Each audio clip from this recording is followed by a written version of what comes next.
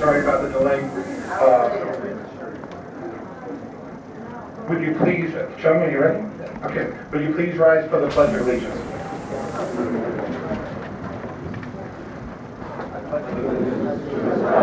Of the United States of America, and to the republic for which it stands, one nation, under God, indivisible, with liberty and justice for all.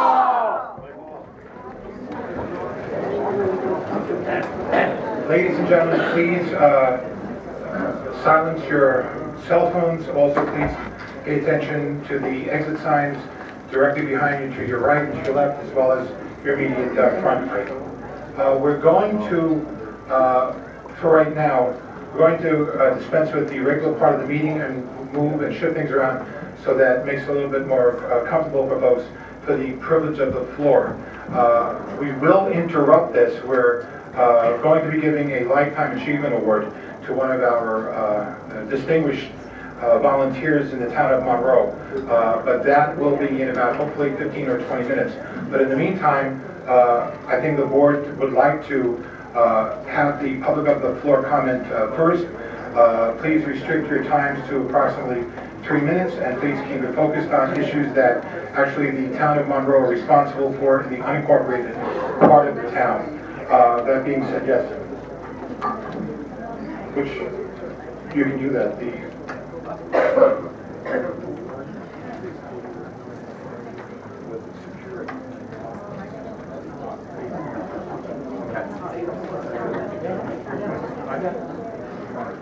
Okay.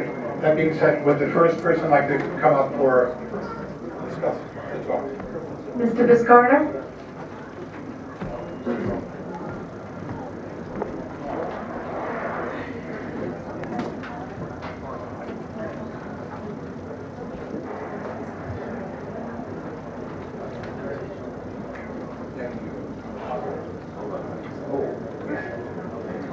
Good evening. My name is Salvatore Viscardo. I live at 25 High Ridge Road in the town of Monroe. I am a lifetime resident of Monroe. The reason we were here tonight is to discuss the conditions of High Ridge Road. Last summer, the town contracted out our road to be oiled and chipped. Soon after it was complete, it became obvious that the job was not done correctly. The stone that was supposed to be meshed into the oil were kicking off the shoulder and piling up next to the curb. As a result, the oil was bleeding to the surface of the road. As winter arrived, along with the snow, the situation got worse. After each storm, more stone was peeled off the road by the snowplows and onto our driveways and lawn. By the time winter was over, I would say about 50% of the stone stayed on the road, and the rest was in our driveway and on our lawns. Now with the advent of summer and the heat, the road is in current condition presents a hazard to anyone walking, playing, driving on the road. The loose stone and oil on the road makes it unsafe for children biking, riding, skateboarding, playing ball, etc. Residents who walk or run wind up with tar on their shoes. Walking pets is difficult because some of the dogs get tar on their paws and have to go to veterinary for grooming. This has already happened. I haven't got bills from other residents, but I can verify it. Also, the tar gets into our houses, on our tile floors, on our rugs, in our cars, on the outside of our cars, you name it, it's all over. There are also a number of catch basins on the road that are hazards with a likelihood of causing injury. The road buddy drains have been eroded significantly, creating sinkholes by them. One of the catch basins has a cone placed in it by the town of Monroe, warning of danger. It has been there almost a year. A number of residents have made calls to the town highway department and not received return calls. Some have stopped at the town garage to report the problems. Again, no response to the messages. And there have been emails, 9 totaling emails since October 2nd, 2013, ignored until mention of a possible legal action. we are requesting that a responsible person from the town board or highway department or both walk, not drive the road, to see firsthand the dangers and problems that exist and need to be addressed as soon as possible. I would be happy to walk around the neighborhood with whoever wants to respond. And I also want to say we talked to Mr. Rizzo and the supervisor, and they agreed that this is a major problem and a safety issue, and it's going to be addressed, hopefully sooner rather than later. Thanks for your time. Thank you, sir.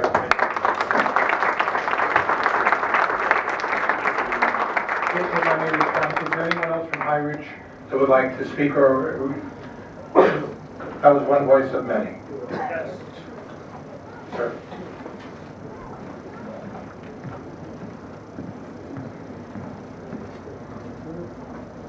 Yeah, Mike McGinn, 15 High Ridge Road. Thank you, Mr. Viscardi, you did a nice job there. But what's the plan is what we want to know. It's over a year, the road's a mess. He spoke to you up here privately. I just want, as a matter of record, what do you plan to do to remediate this issue? We spoke, I was made aware of this. I know that the highway has, like most municipalities, an inordinate schedule of getting things that need to get done. We appreciate the efforts that they always make. It was an extremely difficult winter, as many of us remember. That being said, you have an extremely difficult summer that you have to deal with. We're looking to try to mitigate the problem. We spoke with the highway superintendent. We spoke with our comptroller. Remember, under town law, the supervisor has certain powers and authorities. Highway superintendent has certain powers and authorities. The comptroller also, and that's the system of municipal home rule, which guarantees that there's a level of accountability. For you, you want to know, well, how is the road going to get done? We have to make sure, A, we know from the highway, and he has told us, what his plan is as of, am I correct, Mr. Rizzo, for tomorrow? If you'd like me to continue that, I will be happy to. Please do. I'd love to hear from you, Mr. Rizzo. Thanks. As of right now, the contractors that do the milling, cutting down the roads, they were contacted a few weeks ago. Their schedule is crazy. We know there's a problem. We've been putting the micro dust on to keep the oil absorbed, which is not a cure. We're on schedule now, according to the comptroller. The money is available, and that'll be the only road we could do in the town of Monroe that'll wipe out most of my budget. But we will get it done. The milling guys are coming up tomorrow. Any bad plating, bad drains or culverts, we'll plate those tomorrow. And hopefully the other culvert contractors will come in, which I've been asking since October, to take a look and give us estimates. It's a major problem, the culverts. I have about 150 throughout the whole town that are aging, 50, 60 years old. And the manpower is an issue, and we will get it done. You'll see people up there tomorrow. Okay. Okay, great. So we'll have your personal attention, and this will be taken care of? Yep. Yes, you will. All right. Thank you very much. And I want to thank Shay Cornby, because Shay is a very engaged person here for decades. And she came and she knocked on the door and we answered, and she told us the problems, and she made a very compelling argument, and it's good to listen to Shay if you want peace in the valley, and we did. We worked with the highway superintendent, with the comptroller, to make sure that we're doing this. And I want to say special thanks to, there are a number of people from your area. You took the time out in this evening to address something which is important to you, it's important to us, and thank you for coming and organizing this group, and to you, sir, as well. Thank you. The next speaker. Matt Honinger. How you doing? Matt Honinger, Village of Monroe. You really caught me off guard because I'm used to public speaking at the end. Apparently, you've actually listened to some of the residents that attend, and I appreciate the board doing public comment at the beginning. Like, you completely caught me off guard. I guess what I want to talk about is, proper use of public money. Like, these people came up and they're complaining about their road, and Mr. Rizzo saying we barely have any money in the budget to fix this street. The drainage dishes are 50 years old and falling apart. And I've been coming to the meetings for 6 months, and I got active because of the purchase of that movie theater, which is in the Village of Monroe. And I guess I was angered about it because, you took a building that could have potentially been on the tax roll, saving me some money as a village resident, and now it sits idle, and the residents of the town, the village, are forced to sue the board over a building purchase.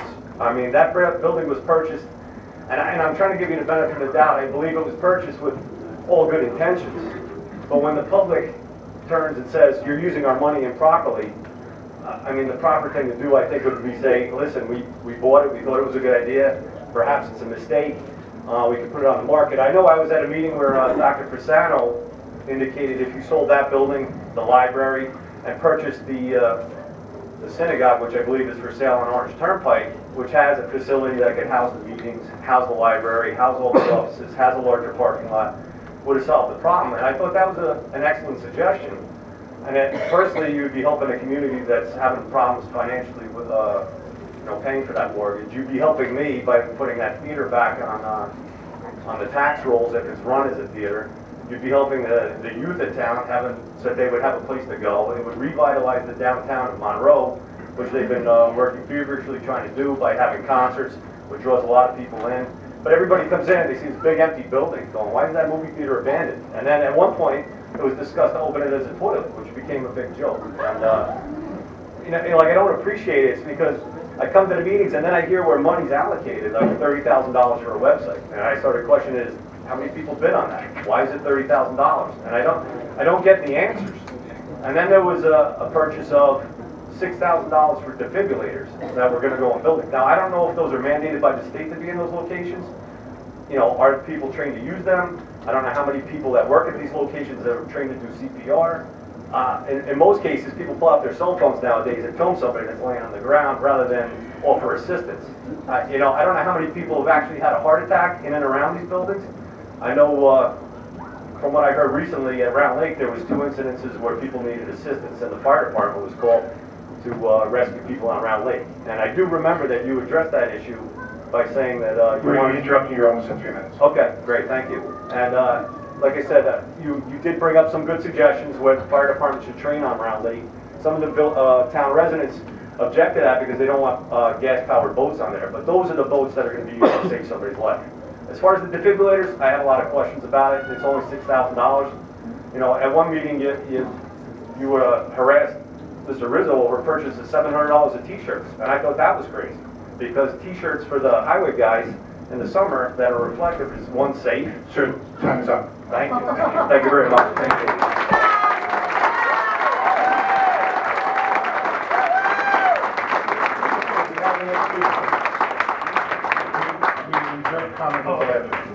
Could we have Mr. Superintendent, I'd like to... John Allegro. May I? I'd like to sign up for the list.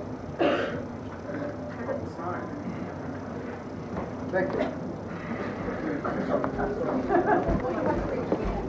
I'm going to forego my prepared public comment for tonight because I just heard some disturbing news. And in light of this disturbing news, I now put 2 and 2 together.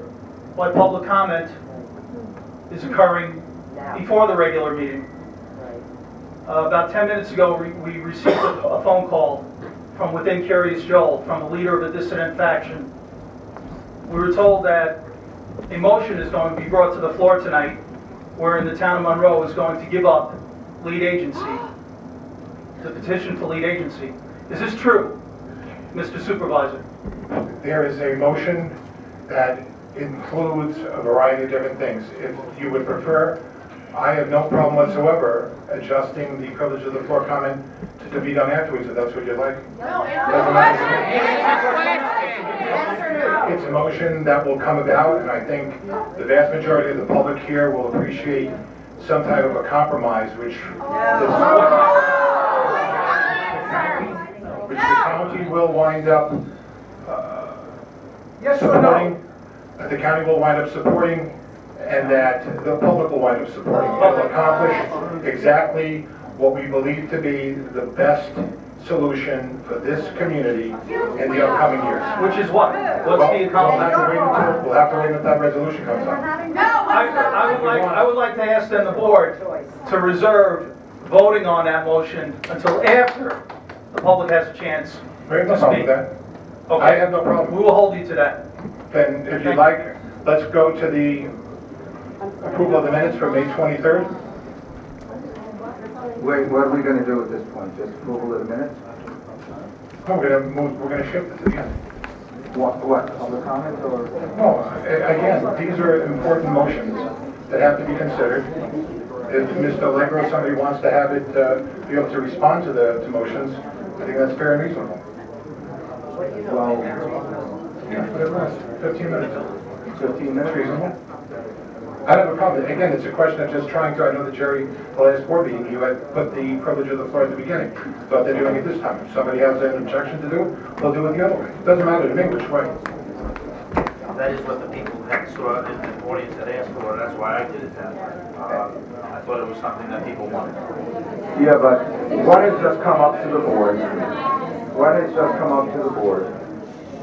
is a proclamation about the annexation and about separation, and it's a very serious and contentious item in our township that has made in our town, pardon me, that has now just been brought to the floor.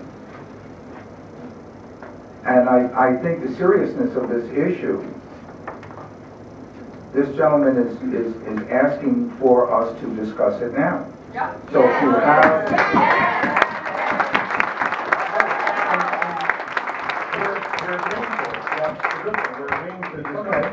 But it's part of the meeting. Let's continue with the meeting and we'll get to it, and we'll get to it. It's just a question, we'll move it to the agenda. We'll do it tonight. Right now. Okay? Where is it on the agenda? We already discussed. Where is it on the agenda? It's what's going to be added to the agenda as...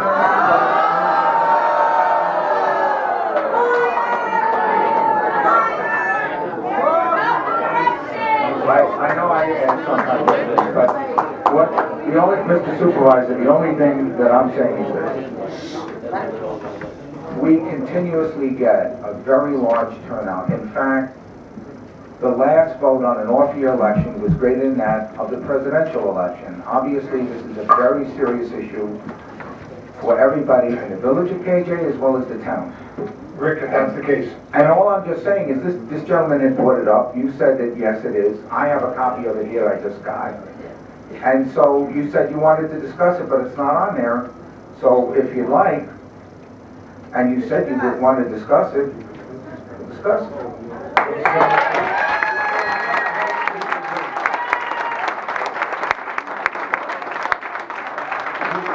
We agree. And by virtue of that, I'm going to read from the January 1st, 2014 letter, because this would be a resolution that I would be making on behalf of the town. This is to Mayor Weeder. As the town's new supervisor, and this is dated January 1, 2014, as the town's new supervisor, it is my goal to accommodate the needs of all my constituents. I therefore sought after a formula by which the interests of the residents of the unincorporated part of the town and the three villages are taken into consideration equally and how to best serve them all. The last election crystallized the deep divide that exists in the town of Monroe, and it is young lady, this, I have to read this. If there's a problem, please, we'll read. I don't want to take a recess. I'd rather just get through this. I'll call now. The divide stems in large part from the differing lifestyles of the communities. While one prefers a rural lifestyle, the other prefers a suburban lifestyle. While one is vehicle-friendly community, the other is pedestrian-friendly community. With this divide in mind, we have two options. Either we bridge the gap between our communities, or we split the town and separate into two communities. But there is more, much more, which continues to expand the deep and unhealthy fissures of discontent from all of our residents. This must stop. Mr. Mayor, I studied the situation thoroughly, and here's my quandary. No one can dictate to the other what type of setting to live in.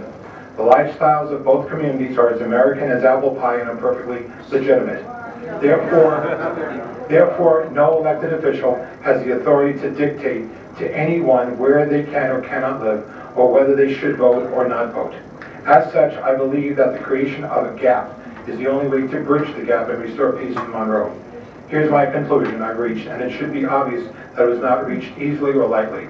I believe you should consider the former Assemblywoman Calhoun's 2003 3 proposal for Curious Joel to become its own city, or for me, I recommend strongly for the Curious Joel to become its own town. This would serve the municipal and political ties of our community.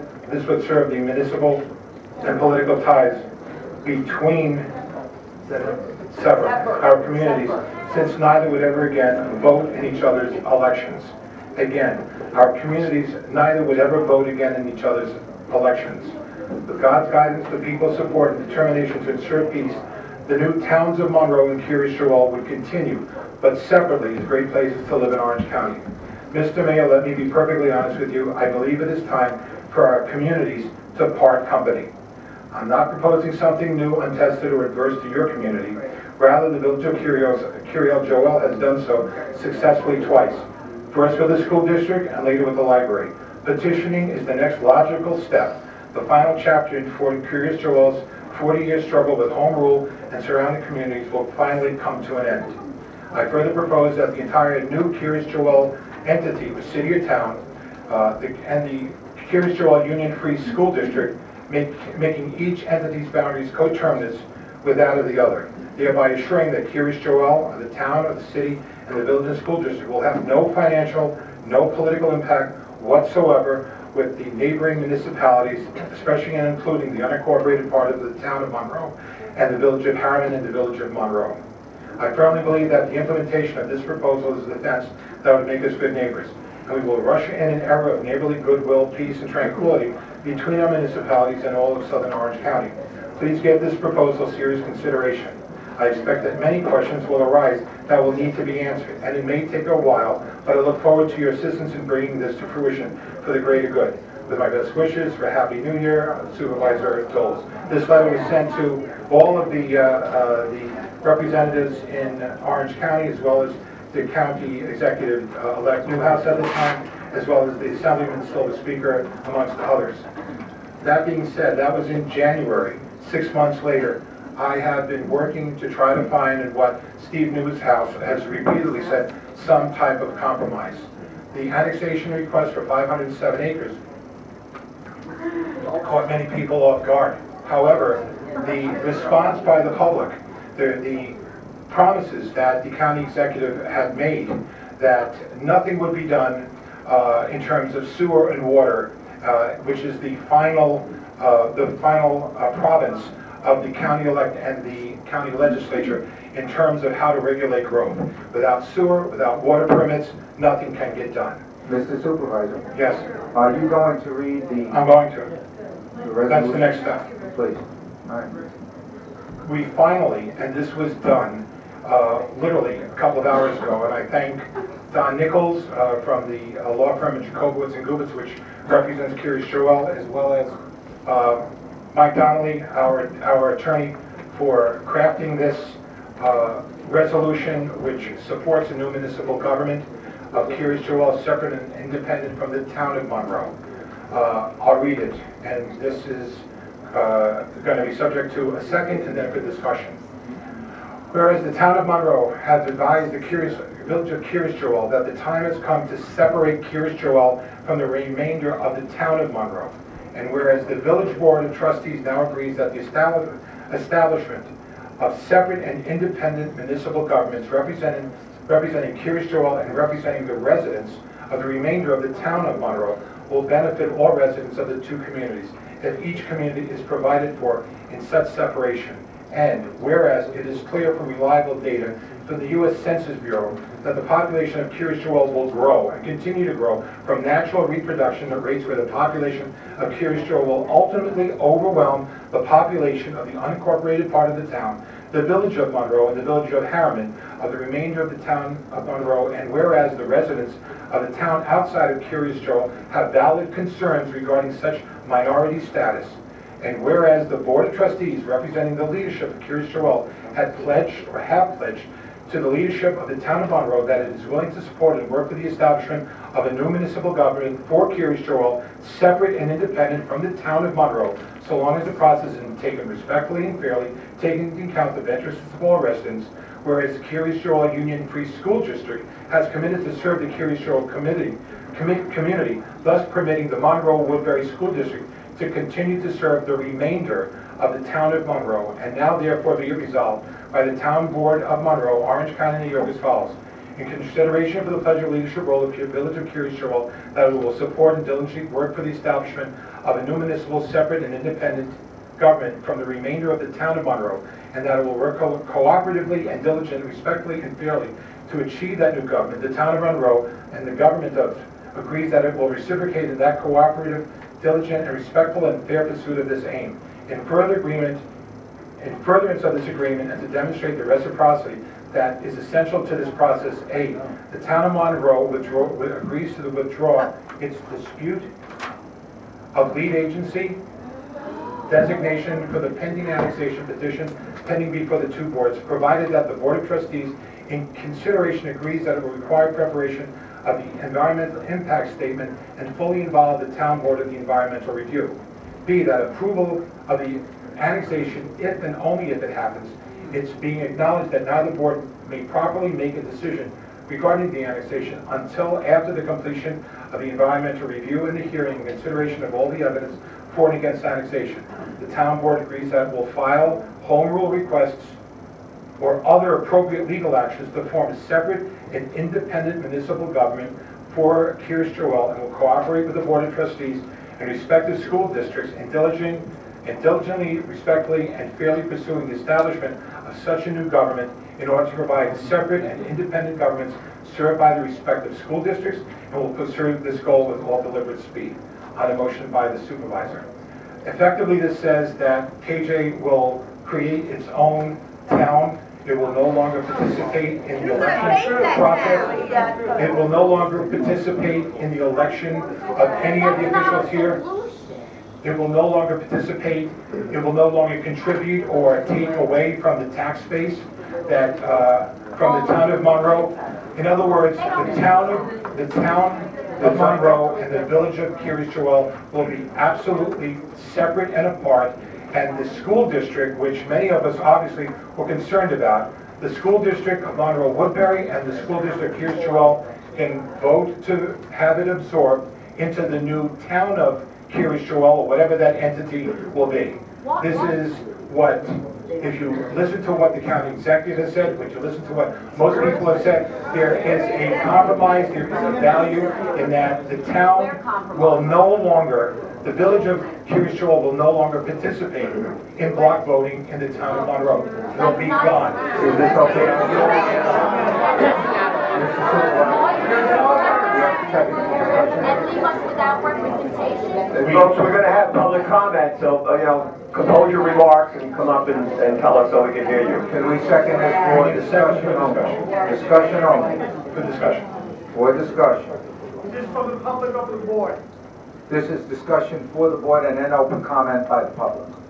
We're going to comment on the public meeting. We're going to discuss it first, Mr. Fasano. Oh, we will give ample time. Absolutely. Oh, absolutely. A little bit, Mr. Fasano. Please, you'll get your chance. I have a point of order here. Mr. Fasano, please, where Mr. Councilman Cologne is seconding it. Everyone will be given a chance to speak. Again, Councilman, you seconding this? Second for discussion only. Okay. Go ahead. Okay, a few points. First off, by no small measure is this a very heated debate that has been going on in the town, as we all know and we're all aware. To say that the town board is going to agree to this before any discussion with the town board is premature, number one. And number two, we're going to have an awful lot of town meetings for people to voice opposition to this, to voice their opinions about this issue. This is a very hot topic for both communities. And I understand the first time you put it out in January, we should have continued discussion. That's right. I understand a lot of people are upset about this. This is why we have to have the discussion in the town. It is not just a decision of just a few board members. This is a decision And this has to be an agreement with everybody that's not only here, but everybody in the rest of the town as well as in the village. And this is not a simple thing. I realize people want to have a separation, but to say that we'll give up immediately any opposition to lead agency at this juncture without having a real public meeting and a real public series of meetings with this, with the open public about this, I think is very premature, and I don't think it'll help the situation. I know the intent may be, but it's not. I would like to see, and I know people are very upset about just the whole situation. I get that. But as tough as it is for us to sit here and to hear this, it has to be said by the public. We have to have an open discussion by both village and town, an open discussion of the facts and where we're going to go and how we're going to move forward with this. This is something that, if we all know, the DEC has gone past the deadline. Nobody wants to touch this hot potato till after November. Let's not kid ourselves, okay? But this is something that every one of us in this room have to live with, as well as in the village. This is something that affects an awful lot of people and affects the largest community, the town of Monroe, by population, the largest community in the county. So this is not something that, as well-meaning as somebody may want to say yes or no, whatever, this discussion has to be pulled forward. It's not going to be easy. And having one night devoted to it won't cut it. We have to have an open meeting, an open forum. This is going to require a lot of perseverance on both sides of the aisle. And let me tell you, the fact that we have so many people continuously turning out for our town meetings on a regular basis shows how much of a contention that this is for this town.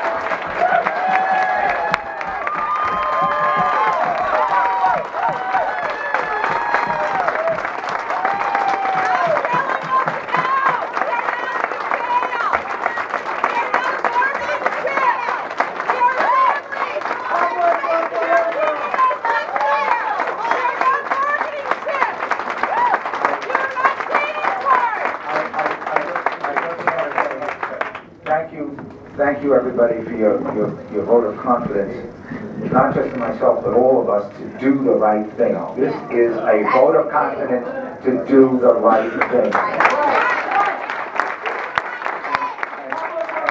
it's going to take all of us, and I mean all of us in the town, on both sides of the aisle, to come together and try and move this forward, because it's not going to be easy, folks. And the fact that all of you are here and have put so much time into this campaign proves the point. But it's going to take all of us to finally work through this.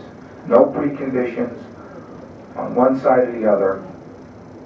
Let's have open, honest meetings about this. We can't go behind anybody's back. Yes.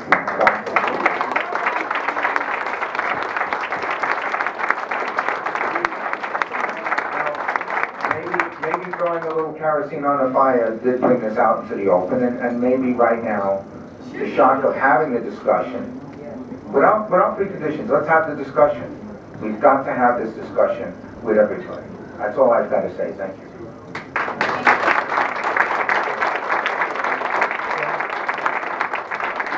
I'd like to move directly to public comment. I'd like to have people come up and tell us what they think of this.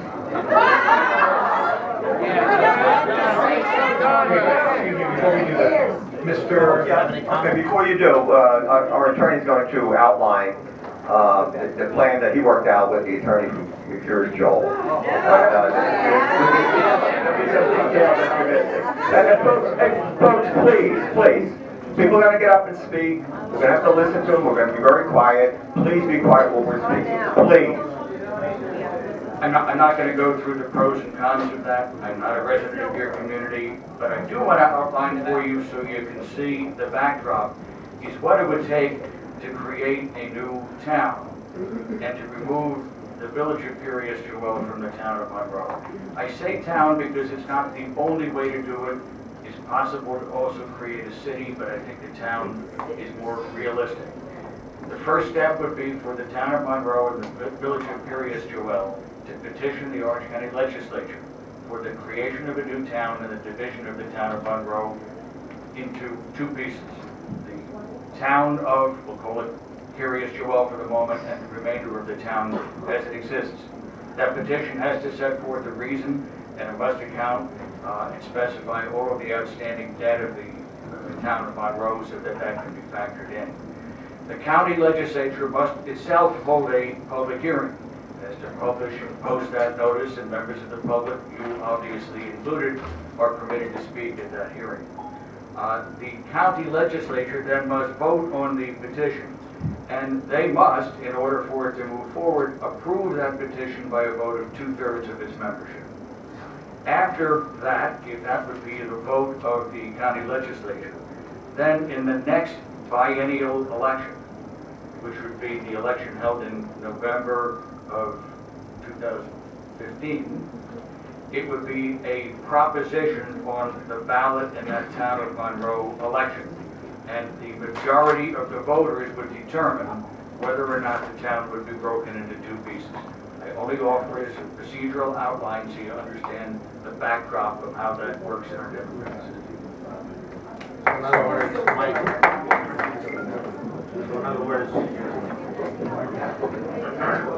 and I don't want to be misrepresenting this, Rick made some good comments. In other words, it wasn't quote-unquote, it can't be snuck by anybody.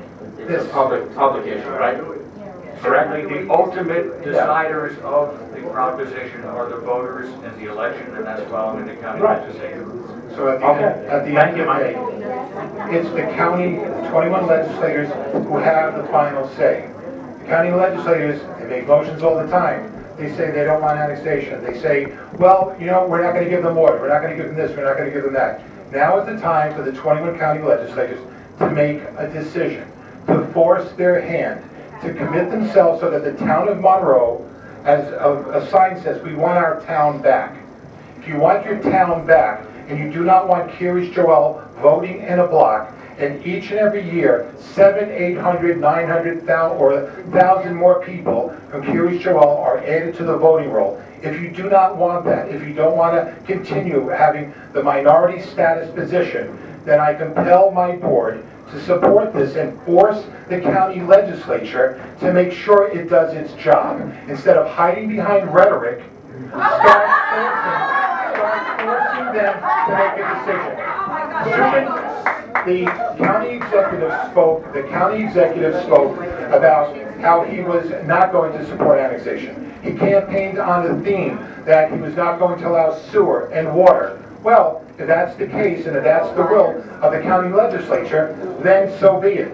But in order for this to happen, we have to make a motion. We have to make sure that the next step is to inform the county legislature of exactly what the motion that we passed, so that they can then take it up and they can decide the future of this resolution.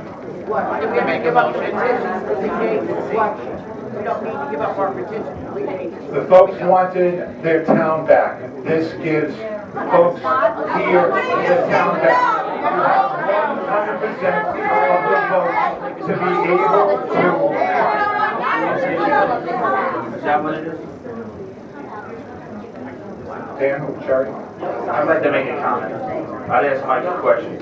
Mike, on the procedural issue, Mr. Darling? Yes. In 2015, that would be a vote in the town of Monroe? Yes. Okay, so in other words, If the county legislature passed the petition back to you with a 2/3 majority, it would be on your election as a proposition. And that would be the entire town of Monroe, which at that point includes Curious Joel and the town of Monroe, Village of Harriman, Village of Monroe. Yes. Okay? Yes. My point on this is, and I know people,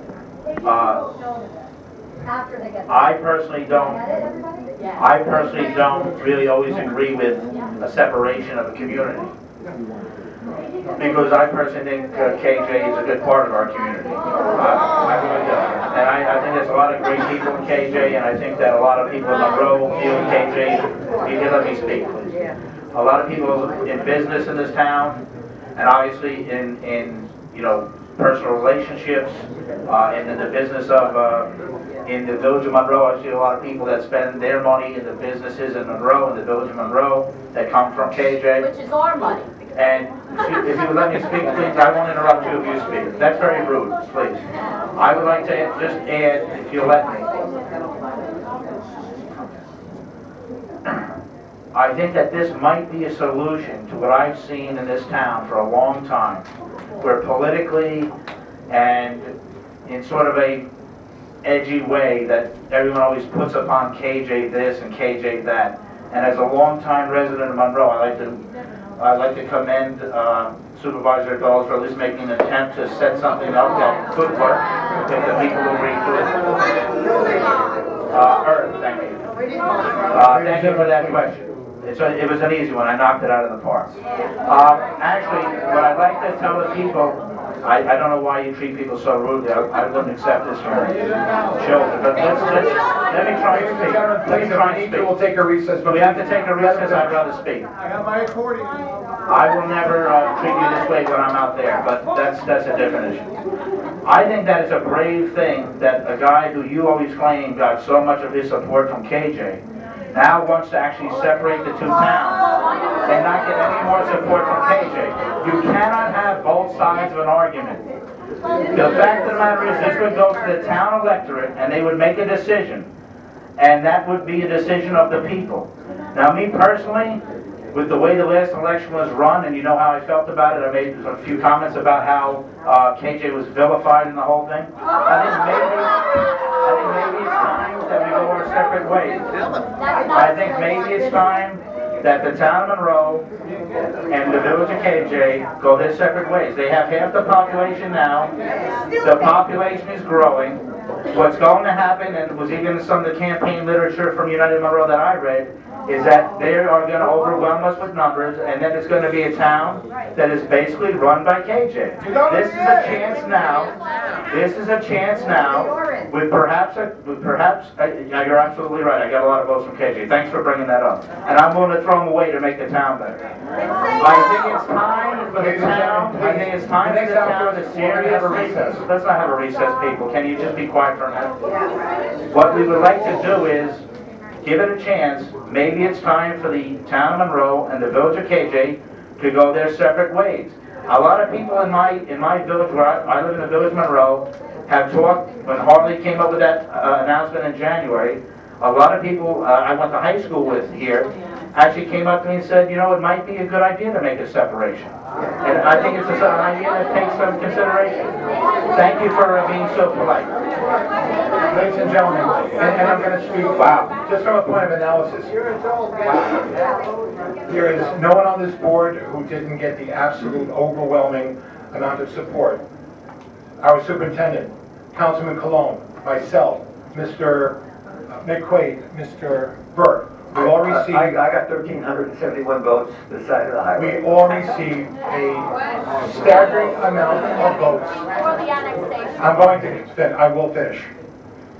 We received, all of us, a staggering amount of block votes from Curious Joel.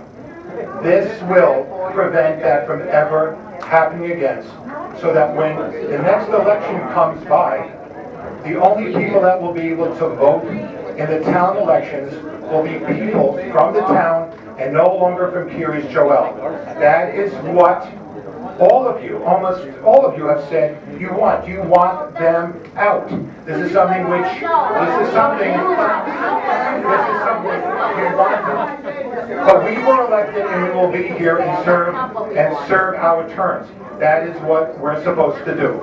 And we have an opportunity here to be able to separate with the agreement of the village to move on. They can move on with their life, the town of Monroe, excuse me. Again, we're not, you have your time to speak. If you signed up, you can speak. But this is where we're headed. This is where the the county executive, just the other day indicated he was headed to some type of a compromise. No one's going to get 100% of what they want, but we've got to find some kind of ground. And as our attorney will tell you, this will preclude them from ever voting in town elections ever again. It'll be the town of Monroe voting for candidates that live outside of KJ for the rest of our lives. It's what the folks wanted. It's what we're trying to give. And who's going to support their town? Who will support their town? When they're 90% then, who will support their town? Maybe you should lay out a We don't give them welfare plan. now. We don't give them welfare. That's not us. Maybe you should Talk to lay your out. county legislature. Everyone will have an opportunity to be able to come up and speak. Talk to your county We're legislature. here to be able to listen. This is a resolution I worked on. I take responsibility for it. I'm not asking any of the board members to endorse it. I'm asking them to listen to it. These are the things that many people in this community wanted. They said they want to be relieved of the burden of the block vote so that they can have self-determination for themselves. But again, this is not a dialogue back and forth. This is our opportunity, my opportunity as a supervisor, to present a resolution that we have a second on for the purpose of discussion, and then to allow for comment for it. That's fair and reasonable. Just like the folks had come from their street. They came with a complaint, with a concern. We're trying to address it. This is what we're trying to do. We're trying to address the sheer fact that every single one of the board members here received almost 99% of their support from Curious Joel. Is that good? Is that bad? It doesn't matter. It's what it is. We can change the law forever by creating a new municipal entity that has no longer votes, so that anybody out here will be able to run for government, whether you're Republican, Democrat, Independent, and not have to worry about the block vote any longer. And that's something which, this is, again, sir, you have an opportunity to come and speak. If you'd like to, please do. But right now, I'm speaking, you're not, but you will have a chance if that's what you'd like. How come there's only 20 people on the list? I can't be number 21? Excuse me. Again, it's Mr. Burke, we still have the time reserved for Oh, comment. yeah, I thought this was a good idea back in January. I mean, this seems to be, we ran candidates back in 2005, and they did very well. And we thought, oh, when the polls closed in this very room, I said that people have spoken. And somebody said to me, now wait till the vote from KJ comes in. And sure enough, it came in, and our people didn't get elected. So that's the way this town's been run for 30 years. KJ tells us who's going to be sitting here. They make those decisions. Here comes a grand opportunity to take KJ out of this election mix. They will no longer vote in local elections. There'll be a town supervisor. There'll be 4 town council men elected by the people of Monroe, and no votes from KJ at all. If you can't see that, you better study a little harder. And let me add one other thing. I thought this was wonderful back in January. This is the way to go. So what we decided to do was set up a lead committee. We decided to set up a lead committee so that everybody could get into it and find out how to move this forward. Well, Ladies and gentlemen, that went under the waves. the next time So many people wanted to get up. Wait, don't talk. I'm not finished. I haven't finished bellowing. Wait.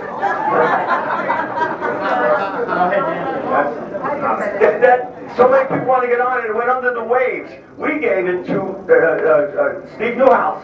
And that's the last we heard of it. So here it comes again. Here comes a chance for us to put this forward. And this isn't going to be decided this summer. This has to go to the county legislature. There's going to be debate ad nauseum on it. So my inclination is to pass this tonight, let it go forward, and see where it goes. speculation, I want you to know it ahead of time. And thank you for listening. Daniel, any public comment? Rick? Thank you, Rick. I just want to say that I appreciate all the work that Mike Donnelly did, and the fact that it's going to be going to the vote of the people. As Rick has often said here on the board, democracy is not pretty, it's not easy, and it's not comfortable. Believe me, we all know that up here. But I think for the future of this town, it might be a really good move to make. If you're making a compromise, which is what negotiations are, and I'm glad Mr. Knowles did something for behalf of the town, I feel that we might move forward in this, and it might actually be for the future of this town. From what I see coming up, I think it might be a good time to maybe look at this seriously and think about it. Because if we don't do it now, we might not have another opportunity, and then people will be pointing their fingers at each other again and yelling and calling out. But you know what? I think it's a reasonable idea and something that we should definitely consider. And thanks, Supervisor Knowles, for trying. Board members, I want to, Rick, if I may. Yeah, I apologize for one reason to the board, and that's there's been work done trying to find an opportunity. Again, after listening to Mr. Skoufis, the assemblyman on the other side, he did my view, comment the other day in the Times Herald record, but especially after looking at and hearing the interview from the county executive. I realized it was time that we did something, because it's just getting worse and worse and worse here. Having the town of Monroe lead agency is probably, and again, we have one of the best legal municipal minds in the state, and that's with Mr. Donnelly. He's been on the planning board. He's as respected as you can. He is told you. We've tried to produce evidence in regarding where lead agency granting has gone in the past, overwhelmingly in every case for the DEC. Mr. Donnelly, could you again, for the benefit of the public, let them know where these and whether or not there's a provision in the school law which would circumvent that of state law when Mr. Meerhoff had stood up and said, I want lead agency. There was not a speckle of possibility that the school district would have been able to get it. Now, Mr. Meerhoff isn't here anymore to be able to defend himself, but I would wish that he would be able to come up and say, where did you come up with the idea that this was a legal, viable argument? It made an emotional argument, and it certainly got people started, but it had no merit in the law. And Mr. Cologne had indicated, and I'm reading, a neutral party unfettered by the issue of votes will be the only way, and to announce your decision in person at the regularly scheduled town board meeting. Even Mr. Cologne, a couple of months ago, indicated there was a severe conflict, a severe interpretation or misinterpretation by the public in terms of what we wanted to do. Many of you said the town board should have lead agency. Many of you said the village of KJ should have lead agency.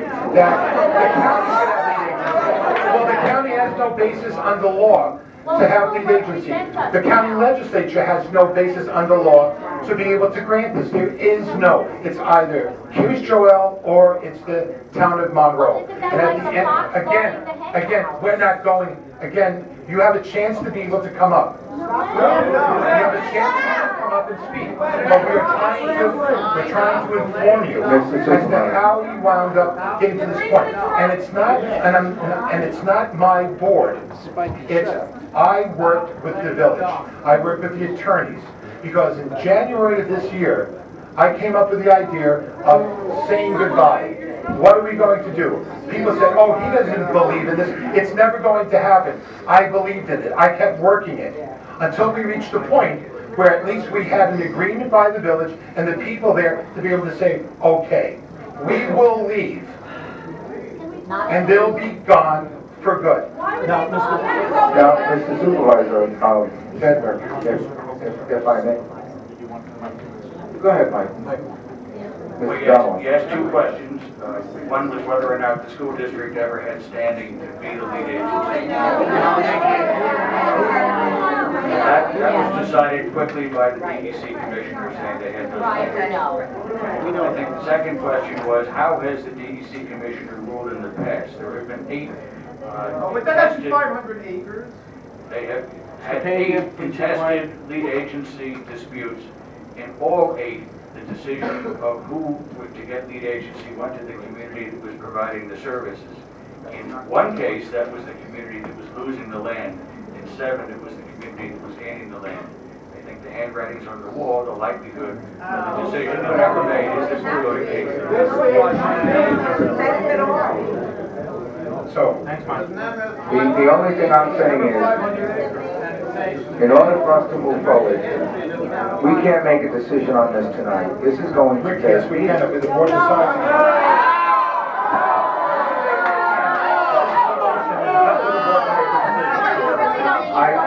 I'm not saying, I'm saying that what we should do is we should hear from, you know, have a series of meetings. That's all I'm saying. Mr. Doles, I'm not saying we can't. Let me rephrase that. I'm saying we should. Listen to what is out there. It's a very contentious thing in our community, and we have to do our due diligence in listening to the public and both sides. We should have set up some series of meetings. That's all I'm saying. Ladies and gentlemen, is there anything else from the town before we take public comment on this? And again, if the comment becomes accusatory, this is for dialogue. We're not going to permit it. We're not here to listen to accusations. If you want to present facts, we're more than happy. We're here, we're obliged to deal with facts. But there is, Mr. Friedman, again, your next outburst, I will ask you to leave.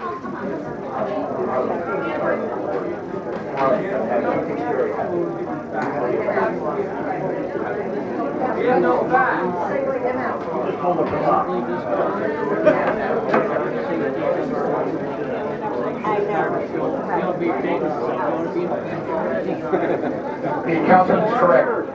The request is to withdraw the motion so that we can take public comment. I'm withdrawing the motion.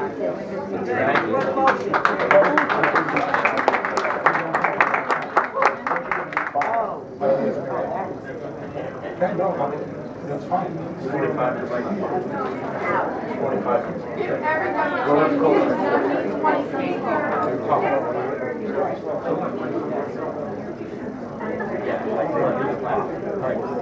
Would you do the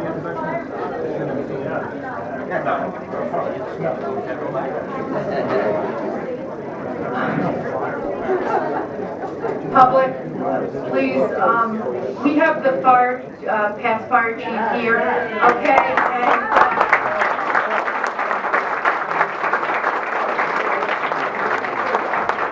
the board is supposed to be giving him a Lifetime Achievement Award, and that was one that's supposed to be one of our first orders. I ask you if we could just take 5 minutes and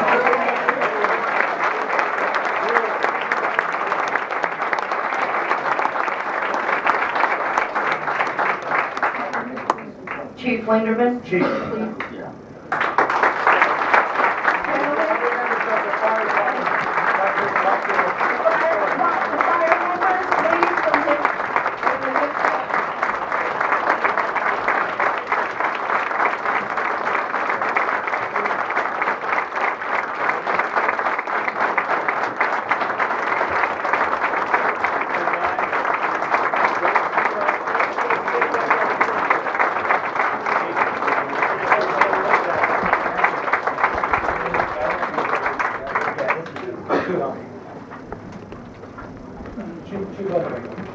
Calling into the mic, all right? Chief Lindeman, as recent as yesterday, we saw each other. You folks responded with an emergency response for what appeared to be a person that was drowning over in Round Lake. Before we could blink twice, you were there. You were there with your crew. And that's just not the first time. It's probably thousands of times. These are the things that few of us see, but when you're needed, you're there. And you've been there for decades. On behalf of the town of Monroe, all the residents, we thank you so much for all of the efforts, all the work, all the dedication, and all the lives you saved throughout the years. Thank you, Chief. I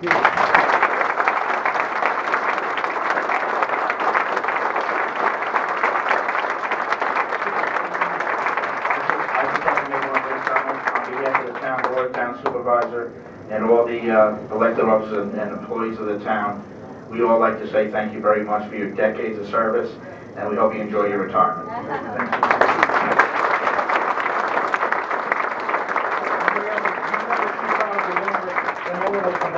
Anything you'd like to say? Another gave me a big hug and all that, but you know him probably. You Yes, know him better. this is a man who, we go back a long, long time at Lakeside before the Monroe Joint Fire District ever came to.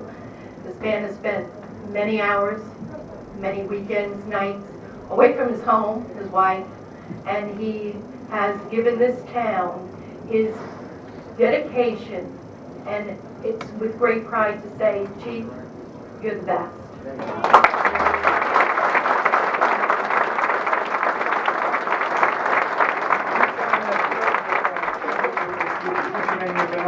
Tony Rizzo is a firefighter of the year 2 times, and I have a feeling that I also like to say George was a pride. I was proud to serve under you for many years.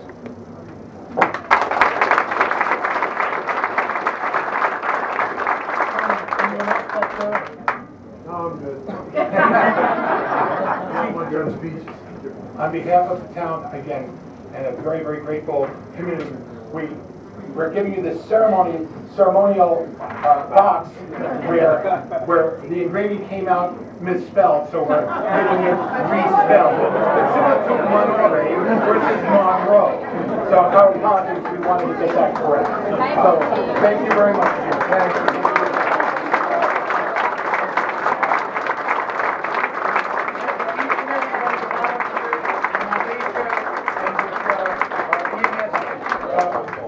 We thank you from the bottom of our hearts for doing what you do. You do it better than anybody can imagine.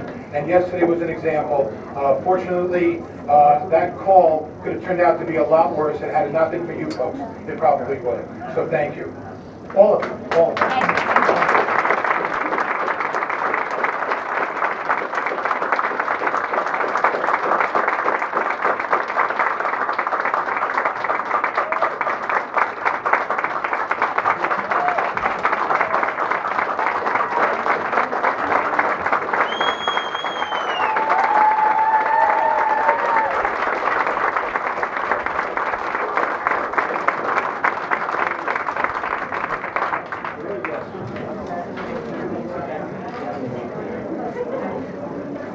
Ladies and gentlemen, it's 9:45. We have approximately 45 minutes for the public speaking. Why don't we start it now? Please comment, Mr. Allegro, please. Yes.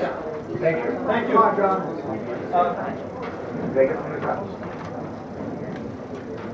One thing I have to say about this, Mr. Supervisor, you had said we want our town back. We don't want our town back. We want our town. We want our town intact, the way it stands. Less a Curious Joel annexation. The problem that I have with your resolution, I think many people here would echo my sentiments, is we have no show of good faith by the Village of Curious Joel leadership in your proposition. Everything is upon us to accommodate their formation of a new separate government, including ceding the lead agency dispute. If they want to show good faith as part of this agreement, they must withdraw the annexation petition.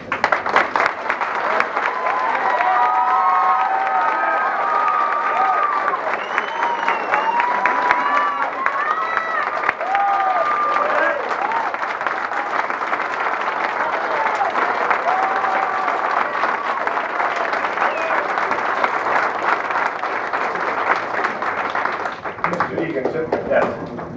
So I want to turn the clock back 6 months. Same room, same people. Very similar situation in which you all rushed in, breathlessly announced that a couple hours before the meeting, you had the grand solution. Hello? Sorry, Mr. Egan. You weren't meant.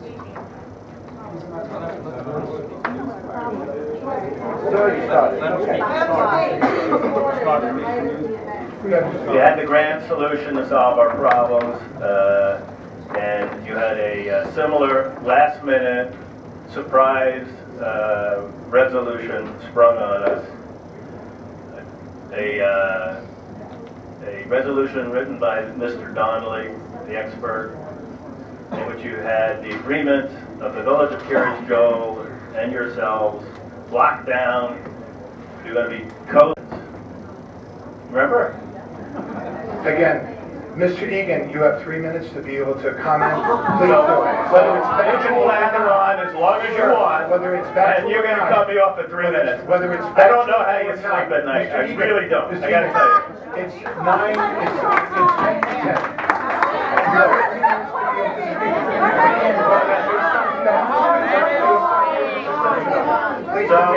So, as it turned out, you voted for this resolution. And you were either naive and didn't really have an agreement with Village of Curious Joe, or you got hoodwinked by them. And they very publicly tossed you to the curb. We never agreed to that. There will be no lead agency, Village of Curious Joe list. You have no idea that if the same thing isn't going to happen to you again. And there is absolutely no reason to proceed with this tonight. It is arbitrary, it's capricious, you haven't thought it through, you haven't had experts come in and weigh the impact on taxes, on roads, on sewer, on water, the things that make the quality of life. You haven't gone to the town to convince them. You haven't even talked to the town, and now you're rushing it through again? Didn't you learn the last time? You got to do things professionally, you got to put one foot in front of the other, you got to lock it down before you proceed. I have one question for you. Does your resolution require the separation of Curious Joe from the town of Monroe prior to you backing out as contestant for the lead agency? Does it? Okay, you have your 3 minutes. Okay, then I'm going to take the answer. Then I'm going to state it differently. We're not here to go back and forth. We're here.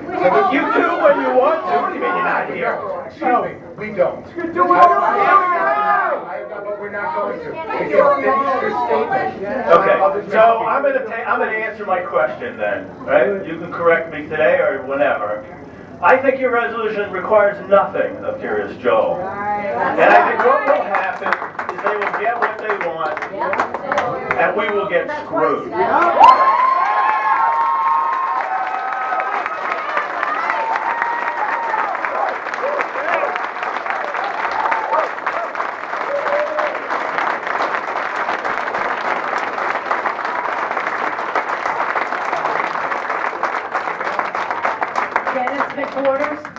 Come on, Dennis.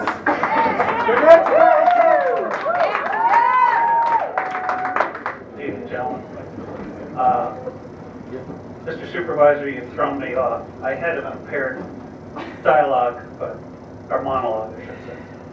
I would only have one question, and I guess it kind of leads into what I was going to talk about. One of my favorite topics, freedom of information and the open meetings law. I think after tonight's session, you would have preferred to do this under executive session or with legal counsel. But in any case, I appreciate the fact that you're making it public and allowing us to talk. My one question would be, the piece about Curious Joel, or about the town of Monroe giving up lead agency to Curious Joel, was that a sine qua non for this agreement? I'm sorry. Explain that. Sine qua non means without this, nothing. In other words, if you hadn't put that on the table, there would have been no agreement. Mr. McWaters, I'm going to say this, I'm going to speak out of turn, it's the only time. This is my resolution. It is not incumbent on any substantive input from the other board members, other than this is something which we have discussed repeatedly. We've discussed it over and over again in terms of what is the best way of trying to find some peace. There is no quid pro quo. They're going to leave. They're going to be their own municipality. They will have no votes in the town of Monroe. There is no guarantee that a secret process, Mr. Waters, I'm addressing you, sir. There is no guarantee that if this secret process goes forward, that we as the board are not going to turn it down either unanimously or it'll be a split decision. If there's some reason, and I told the administrator the other day, if for some reason something turns out really wrong, we're not going to do something which is really wrong. There are attorneys. Mr. Donnelly is not going to lose his law license because of an annexation. The Tim Miller Associates is not going to lose their ability to be able to be urban planners because of an annexation. The engineers are not going to lose their licenses because somebody told them to fudge data. There's going to be so many different forms of oversight. The county executive and the legislature has said they are going to do their own parallel seeker. They're going to reach into their pockets and do the same seeker process that's going to occur here. There's going to be no way we're going to ask the DEC to monitor this. We're going to, and I'm sure that you will, we're going to ask the comptroller to make sure everybody knows exactly what's going on in terms of the dollars and cents. There will be nowhere to hide, and there shouldn't be anywhere to hide. But this is an agreement that I worked on with the officials over in Curious Joel, because at the end of the day, I believe that we were not going to get lead agency. All of the evidence pointed in the direction that we would never get it because it had never been granted before. Additionally, the public did not want it. One of our councilmen actually wrote the commissioner and told him that we shouldn't have it, which, when you look back, it was wise thinking, because we need some way of being able to distance ourselves from this and at the same time make sure the oversight is there. Not only in terms of us in a parallel way with the village, but to make sure that the county is there. If the county makes all these protestations, if the county winds up saying we're going to do all of these things to be able to protect the public, then here's the opportunity for them to make good on all of their threats, promises, or whatever else you want to call them. So it's their time to be able to come up, stand up, and be able to do the work that they promised, so that this transparency, the civility, and all the other things that are needed, that we have. Is that okay? Supervisor Dawes, I do appreciate your comments, but I wish you had answered my question.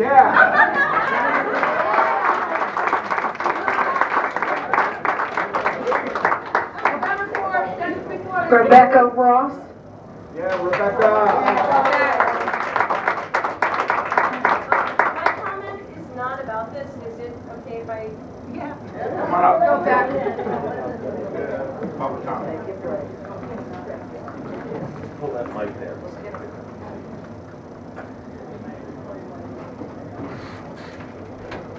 Greetings, fellow villagers, townspeople, and members of the board. My name is Rebecca M. Ross. Last week, the Satmar Rebbe, Aaron Teitelbaum, made vile statements about Jewish victims of terror. Mr. Teitelbaum blamed the vicious murders of the 3 teenage boys, one with ties to the Hudson Valley, on their still grieving parents.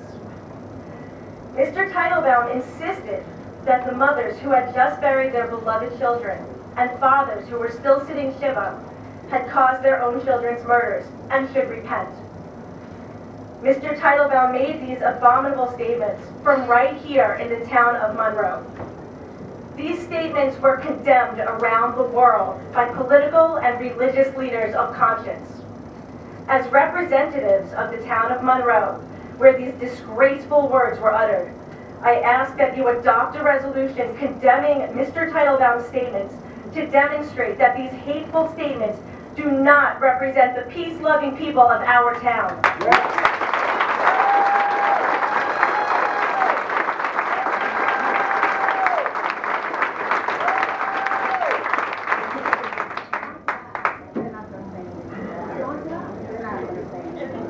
Again, it's your time. Thank you.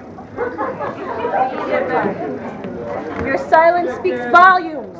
All right, hold on a second. Sorry.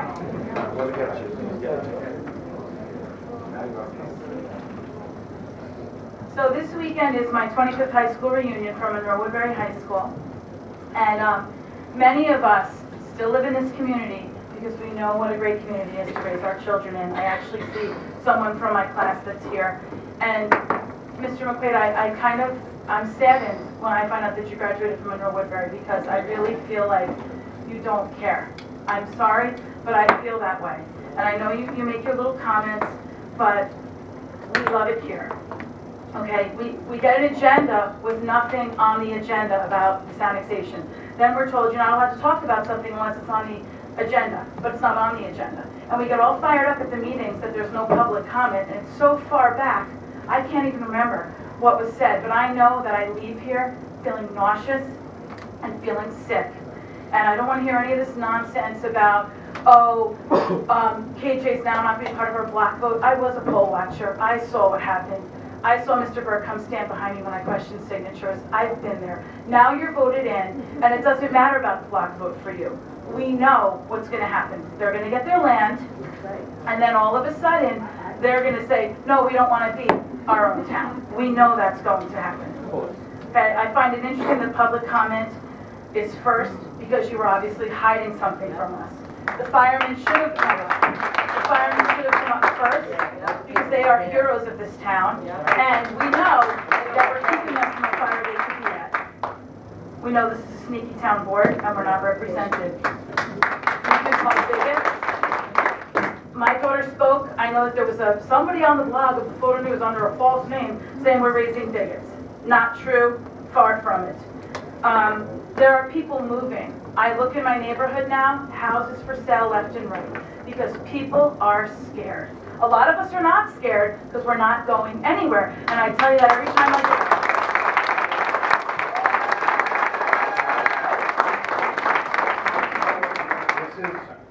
This is to respond to this resolution that I introduced. Well, I'm responding to it. But I will stop it the next time. This is not to attack or to discuss any of the council meetings. We're talking about a resolution that I brought up, that I did on my own, that has nothing to do with the character of Mr. Burke or Mr. Cologne or Mr. McQuaid. Mr. Cologne, I have no problem with it. The block vote, we know is part of this annexation. Yes, pat him on the back, thank you. Because it's very condescending. Again, we are dealing with this issue. We know what we're dealing with. Again, we're dealing with the resolution. I know. Let's stay with the issues on the resolution. Like Mr. Egan, I don't know how you walk around. I don't know how you sleep at night. I really don't know how you do it. It's embarrassing. Again, it really is. Deal with the issues on the resolution. That's what the public comment is for. Okay, we've been listening since January. Nobody here, except some of you,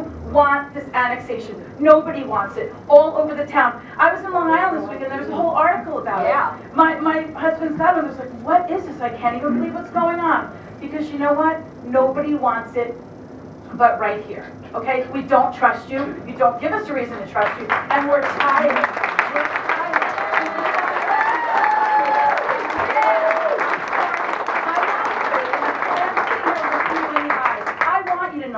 I am done. I've lived here for 40 years, and it's never been a joke. Now it's a joke.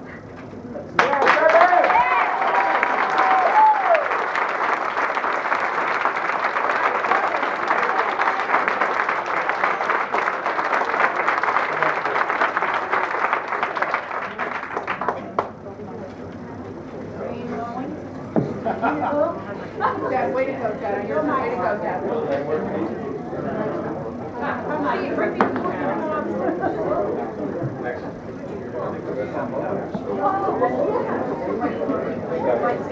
We can't hear you. Lorraine Loning. Lorraine?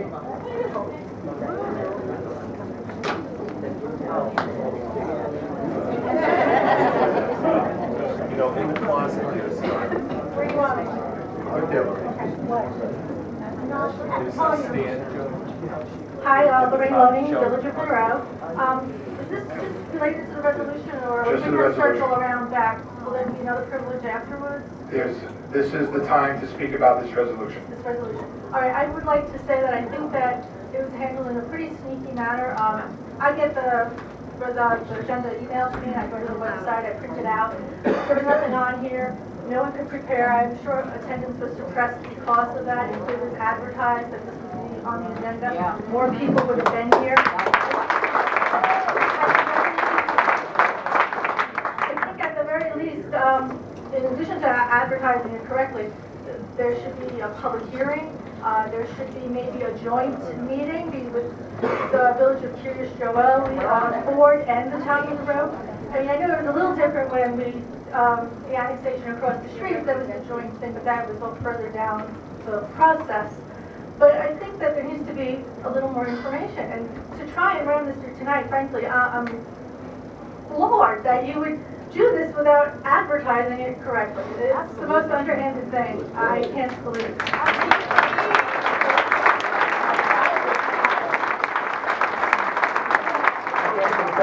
This was something that we did not have inked until this afternoon. There wasn't a final draft until this afternoon. So the board understands, again, the board understands this is an opportunity.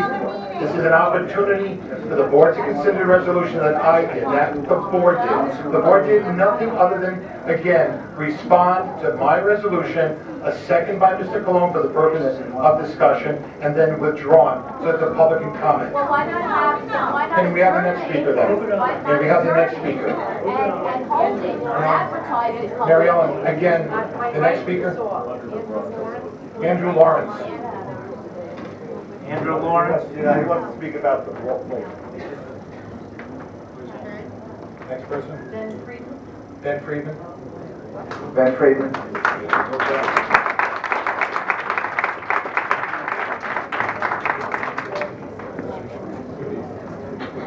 Hold the mic if you want to talk. Hello, good afternoon. What? My name is Ben Friedman from Curious Joel. I'm caught by surprise that you brought up again the same spin, so I'm not prepared really. But it makes me wonder, why did you choose to play dumb for the best option? Why do you think all of us are so dumb? No one in this room. Mr. Friedman, you're not going to stand there and accuse the board of things.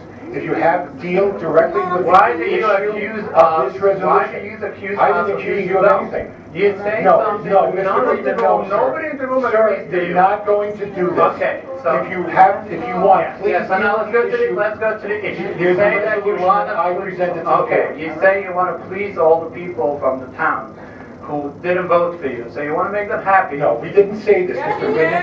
Once again, this is a discussion. Stick to the issues of the resolution. Well, did you say that you want to stop the block vote? Public and the. Did you say you want to stop the block vote from affecting the town? That's correct. Okay, so you want to stop the, so now we say the same, yeah? We're on the same page. You want to stop the effect from the last election, what occurred, what the first to hurt the town. So why wouldn't you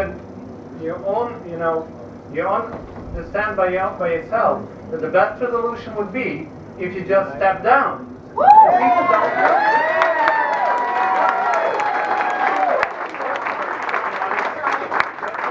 To solve the problems going on. Again, Mr. Friedman, deal with the questions that are brought up in the resolution. In order that people should trust whatever solution you get, it won't help, because you said they are affected with the block vote. So how come you can bring up a solution when no one agrees to you and you think it's going to work?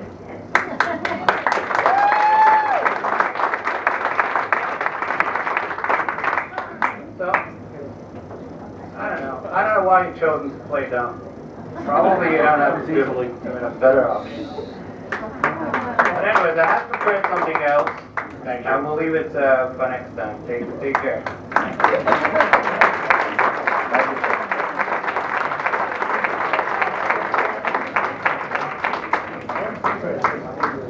The legislator for the here.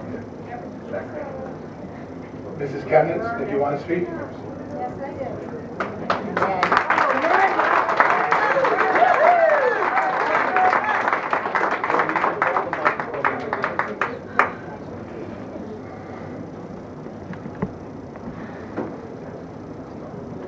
I'm here to represent Orange County government and Steve Newhouse.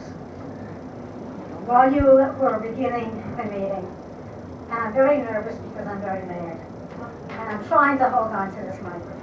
All right, I'm supposed to face this way. Okay, I'm going to read you what Steve texted to me from Steve Newhouse to Myrna Chemnitz, CC Steve Brescia. So we're talking about the county executive, and we're talking about the chairman of the county legislature. Okay. Monroe Town can't give away lead agency, period.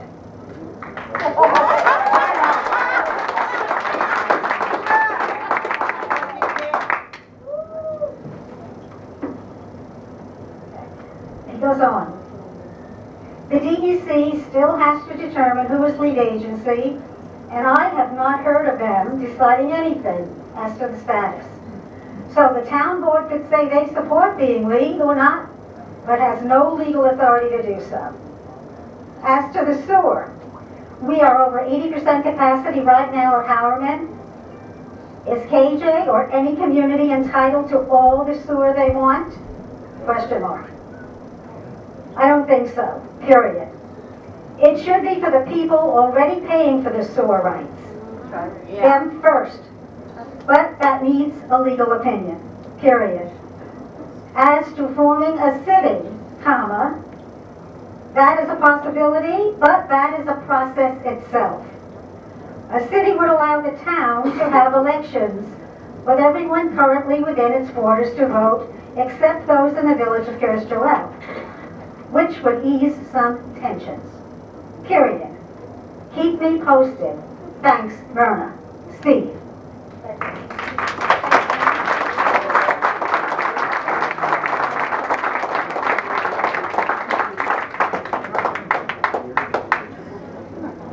And we thank the county executive, and we look forward to him coming down. This was submitted on December 27th. 6 months later, we still welcome his involvement. Whatever he can do to be able to explain the video in which he was discussed in detail, Kirs Joel, we welcome that. Again, he was the person, more than anyone else, who demanded some type of a compromise. And we thank him for that because, in a way, he was very prophetic in what he wanted.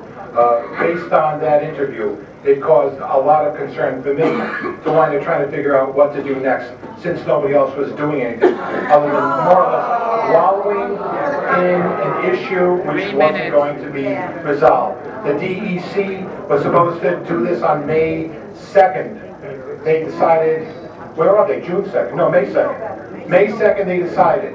Weeks earlier. These are the rules. These are the regulations. What happened to the rules? What happened to the regulations? Mr. Donnelly, we wondered. The time came, and it went. And we're still waiting. And we're going to be waiting for how long? Until the DEC decides to do what it was supposed to do on May 2nd. What we're doing at this point, again, my resolution, my solution, and again, inspired by the county executive, is to be able to find some compromise. And at the end of the day, if it meant that the town of Monroe and the village was going to be separate for all time to come, if that's the option that everybody on this board feels like, then that's the option that we're going to go with until we have something which proves otherwise. Go ahead. Mary Ellen? Mike Goldstein? Yes. Yes.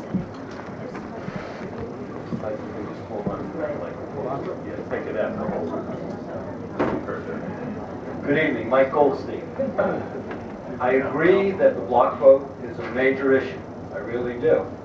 However, it is not the only issue. The fact that it may become a town, a village, or a city is not going to stop them. A week after they published their 507-acre map, they printed out their wish list for the future. So they will not be part of voting for our town, but they can still come back and grab more land off. There was land from all the way past Blooming Grove, all the way down. They own so much land, they will be back. You're not going to... This poor town. I'm sorry.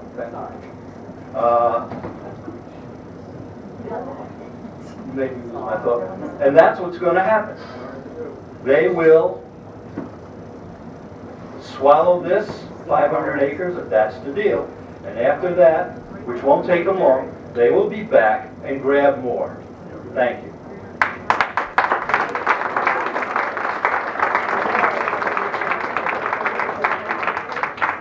Diane Egan?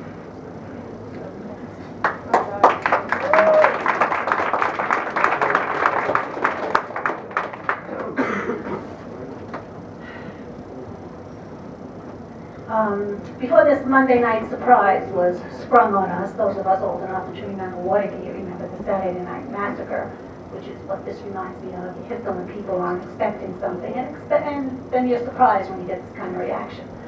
But before this surprise was sprung on us, I was going to end my prepared remarks with a reflection befitting our 4th of July holiday. I found this passage from that document that I thought was particularly relevant. To secure these rights, governments are instituted among men, deriving their just powers from the consent of the governed. Whenever any form of government becomes destructive to these ends, it is the right of the people to alter or abolish it and to institute new governments. That's what we have elections for. Thank you, Mr. Jefferson. And I don't think this is what Jefferson had in mind, to spring something of this importance onto a democratic process where people haven't had a right to digest any of this. To actually, I'm not even sure this is legal, Mr. Donnelly, perhaps you can answer it. Can they vote on this even though it wasn't on the agenda? And there was no forewarning? Is that legal? Does that comport with open? Mr. Donnelly. You're asking for a legal opinion from our lawyer. I thought he was mine. I thought it was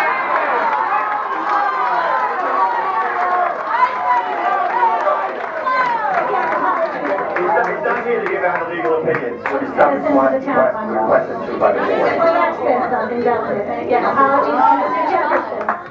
First of all, this, as far as I can see, there is no reason to link these two issues.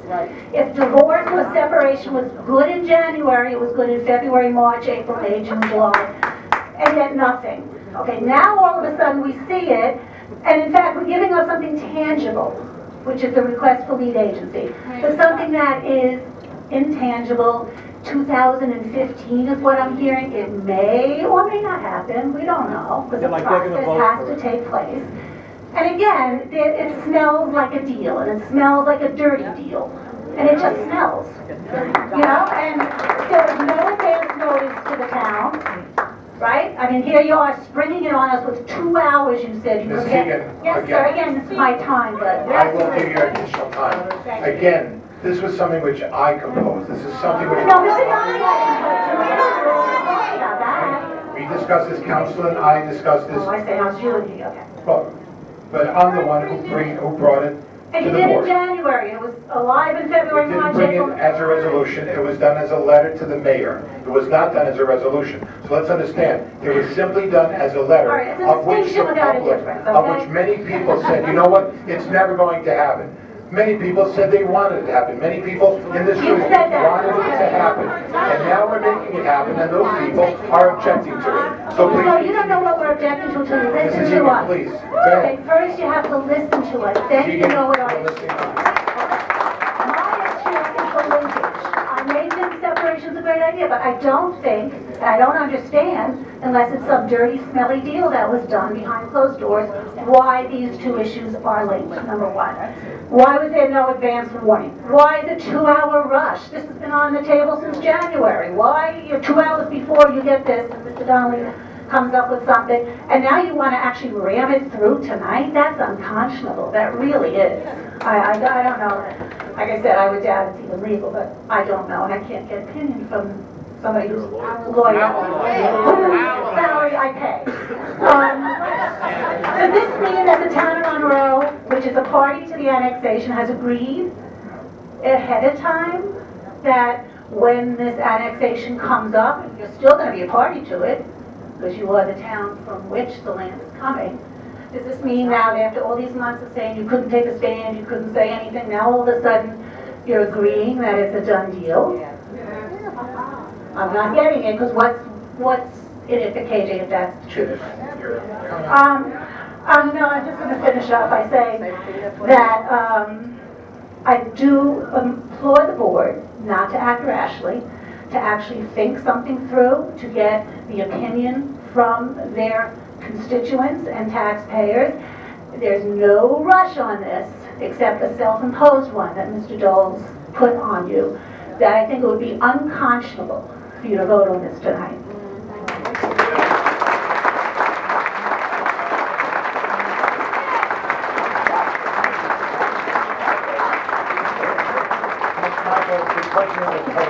Could you comment on the legality of this? There is no specific requirement as to whether a board can act on items added to the agenda.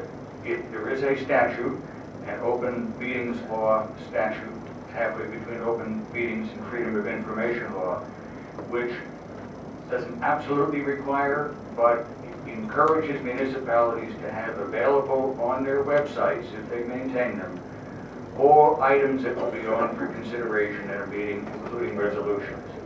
It's not mandatory if the municipality doesn't have a publicly maintained website that can handle it, and then handouts can be given out at the meeting. It is clearly the best practice to have all resolutions available to the public before action. I will echo what the supervisor has said, and that's that I first got involved in this on Friday. It made for a lovely weekend. But the last draft of the resolution was not finalized and sent in for action today until somewhere between 1 and 2 hours. There's nothing illegal about acting on it this time. Next person, please. Ward per hour?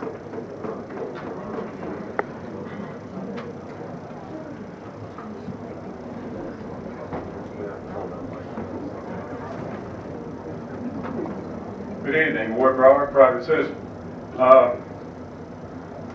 Mike Don, I appreciate your legal advice anytime and all the time. New York State is a little quirky on this. Doesn't really give you the democracy that you think you have through implication. What I'm getting at is, because it's not written in New York municipal law, since we are a home rule state, does not preclude towns and villages from passing a more stringent, or in this case, more liberal interpretation. In other words, what people were complaining tonight, that no heads up, we should pass a local law from this point on, that this process is implemented, where if you want to do something, you advertise it, you get it out in front of the public, and then do it. Not this, it works both ways for your image and it works for the public. Another part is on public concerns, I think. Public concerns is listed as a privilege. And in New York State law, that's what it is. But that doesn't mean that this villages and towns can pass a local law guaranteeing as a right. We don't have the privilege of paying taxes. We're obligated to pay your taxes, supporting yourself, our taxes. You should do a turnabout and pass a law where it is our right to have public concerns with dialogue, which is what we had, but it was only as a privilege. It should be a right. It should be a local law, and you can do that. Home rule does allow you to pass a law to do that. And Harley, you asked me to remind you, we were going to get a seminar on zoning. That's going to be the RR1, RR3 zoning for the town. Appreciate it. Thank you. Thank you.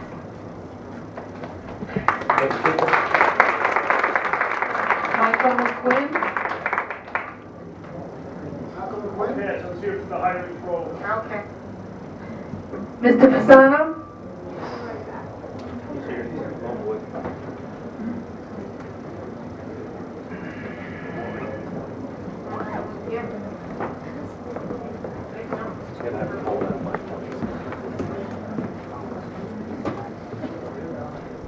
My name is Dr. Anthony Fasano. I'm a member of the Zoning Board of Appeals. I was appointed by the current board. There are several issues in the annexation proposal that need to be brought to the attention of the public. KJ, 18-inch, 24-inch pipeline. Will they abide by what they say? Will the legislature be free enough of their control to rein them in? Pipeline. Number 2, 509 Forest Avenue. Most people do not know about 509 Forest Avenue. 509 Forest Avenue was in a section with the 10 high tax buildings. And those high tax buildings were taken off the tax rolls and made into a mikvah and yeshiva. So if you go up Forest Avenue, as I did once, and found goats and chickens, you just have to go about a quarter mile and you will see a beautiful new school going up. Oh, by the way, they also got a variance from the Zoning Board of Appeals. The Zoning Board of Appeals is contained with people who either have jobs given to them by Mr. Doles or are somehow connected with the town board. So You they're check that out corrupt. for yourself. Right? Now, do not interrupt me. Thank you. So, if you go to 509 Forest Avenue, you will see 3 buildings which are now going to be a mikvah. And the Zoning Board of Appeals approved a parking right variation so that only women can go there who cannot drive. Now, go a quarter mile past the mikvah, and you will see, as I say, yeshiva, with a pool, with a swimming pool. Now, how about on Saturday, we use their swimming pool in their school? Would that be fair? They use our town for medical offices, our village for medical offices. Perhaps our women who have babies could go to the birthing center and have 2 weeks of care. So, we have the 1824 pipeline, we have 509 Forest Avenue, and now we're going to have County Executive Steve Newhouse decide. Mr. Newhouse, remember Valley View? I will not touch Valley View. And as soon as he gets into office, he makes that proposal. Now, we have then a rather interesting situation where the legislature also voted to close down Valley View. So, do we want to send here the legislature? I don't know. However, I am willing to be guided by every legal constriction that there is. I find that the board does things very legally, immorally, but very legally. So, I would like to bring that attention to the board to answer, not now, not to me, how you can go along with a group of people who will change the 18 to 24, who will fight. Now, what happens if next to KJ, Time, please. Time. I will finish up. Suppose someone from KJ buys a building in a town and then seeks to be incorporated into the village of KJ, the town of A. There's a whole lot of things here, the Superintendent Doles and board, that I would like you to consider. As far as jobs are concerned, you say you will not have a job. Come on, they will take care of you.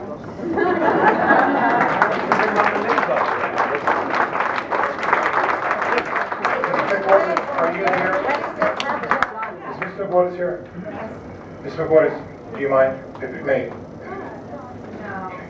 Mr. McWaters, we've known each other for a couple of years. I appointed you to the zoning board. I believe and I know you are a man of integrity. Mr.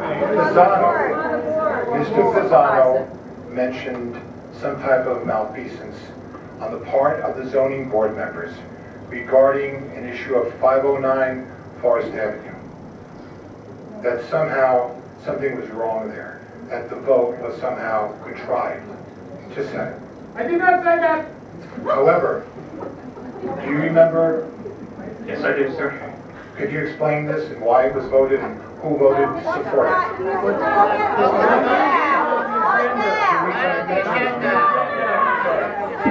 reason I mention this is because there's an accusation by members of the zoning board about other members of the zoning board. We have the public here. We're on This is being televised. And for Mr. Pisano to suggest that any of the members of the zoning board have acted inappropriately, including yourself, is just the wrong thing to do. I believe you voted in support of this 509 annexation.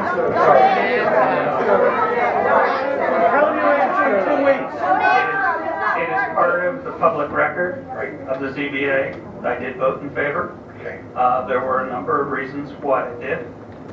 We did arrive at a compromise with the applicant in terms of the number of parking spaces and the size of the building. They asked for 2 variances when they came in.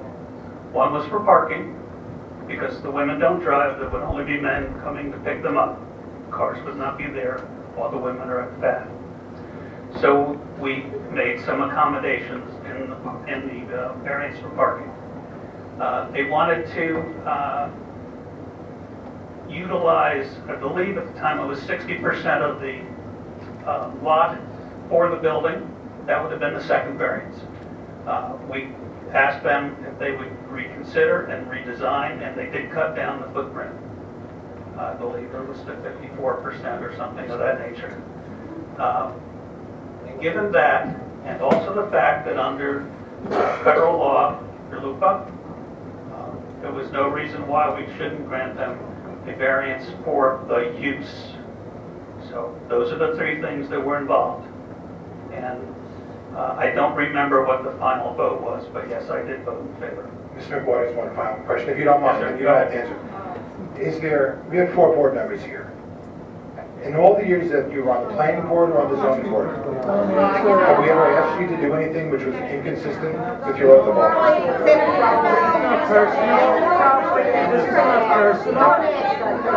We're still with you. I can only speak for myself, Mr. Supervisor. No one has ever asked me to do anything. Thank you, Mr. McGuire. You're welcome. Not on the agenda. Next speaker, please. Should have told them the answer in 2 Veronica weeks. Conlon?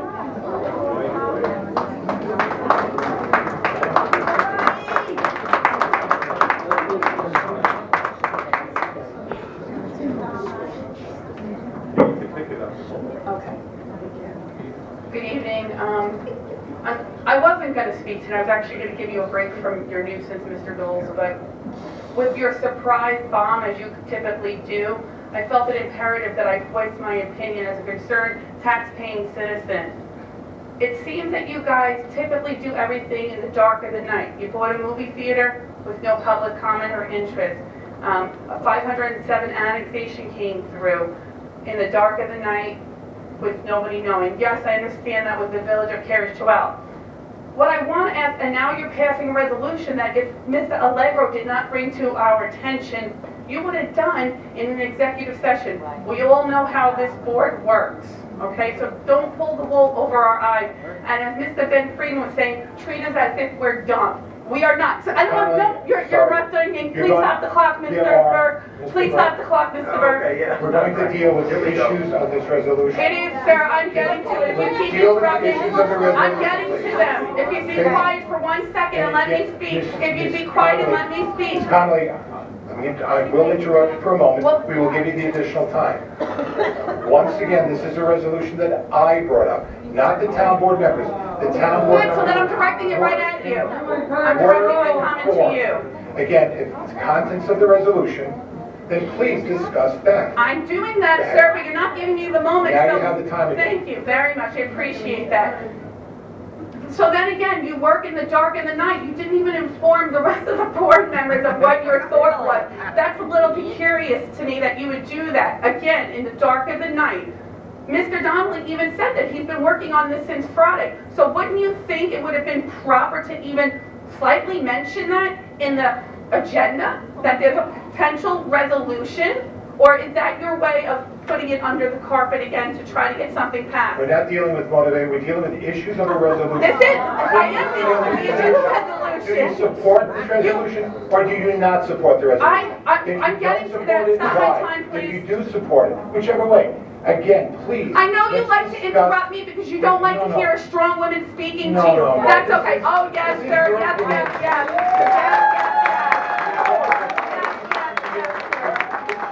Honey, if I had the opportunity, sir, Honey, if I had the again. opportunity to prepare a statement Honey is not- well, when you call me a nuisance in public, I'll call you honey, okay? Thank you. Ma'am, yep, speaking to Mrs. Connolly. You have your time to be able to respond. I'm trying to, but you keep interrupting me. So if you would let me finish, thank you. Good. You're not going to interrupt me again?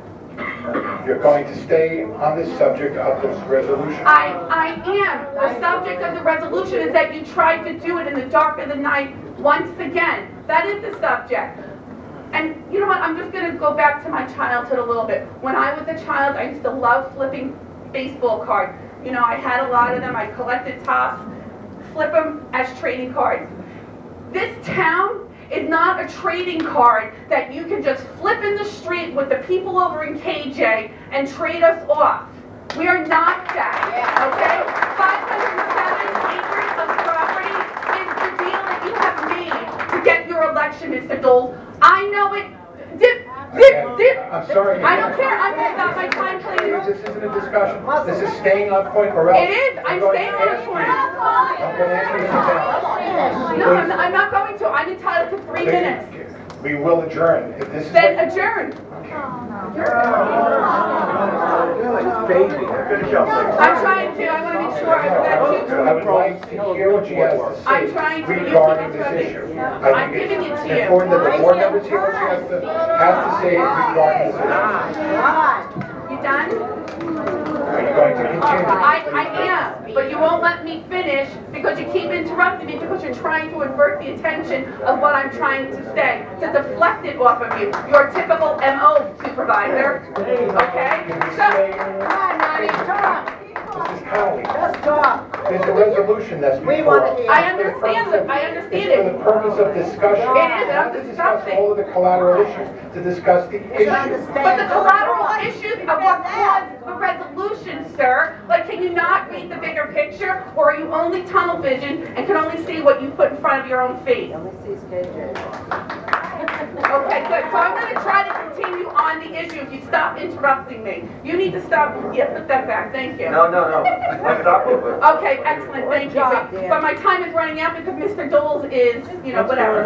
Anyway, so getting back to the 500 acres, that's part of the deal that you made to come up with this resolution. How can you just give us up like a trading card on the street? That is not what you should be doing. You should be protecting the interest of the people here. That's right. And if this was a dual-sided issue, as Mr. Colon said, on both sides of the aisle, this is a done deal. You want to know why I know it's a done deal, Mr. Doles? Because no residents from Curious Joel are here to either support or be against it.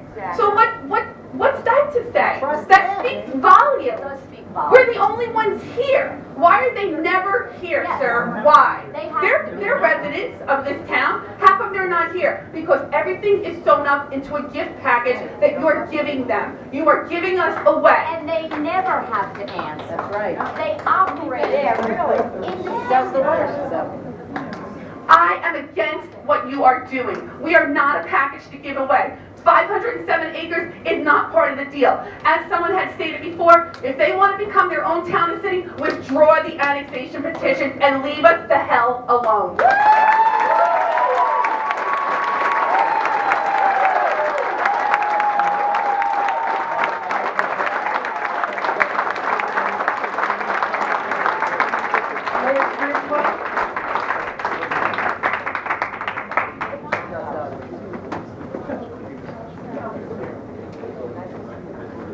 Ladies and gentlemen, before I finish, because this is the last speaker until we resume the rest of the board meeting. 10 is Ridgeway.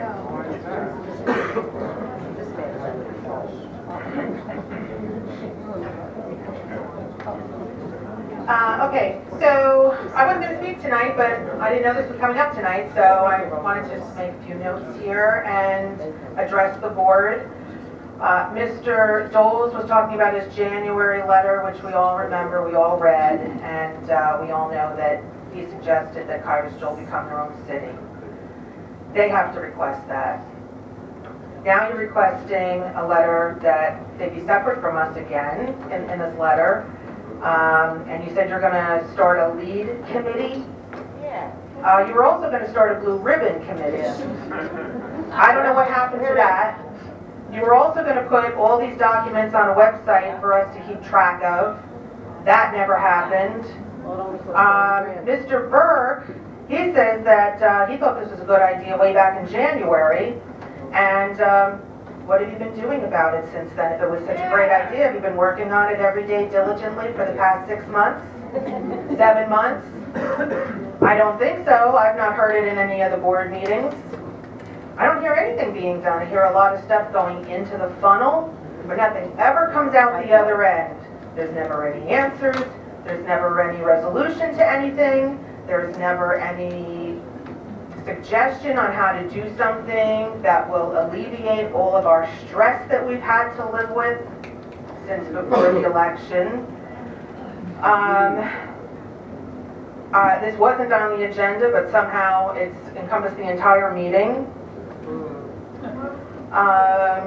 Everybody up on the board, well, Mr. Dolce spoke most of the evening, likes to point blame to the legislators, the county executive, every time there's somebody to point a finger at who hasn't come to the forefront. You guys haven't come to the forefront either. You don't look at us when we speak. You don't answer our questions. You say you're speaking for the town residents, that we want our town back.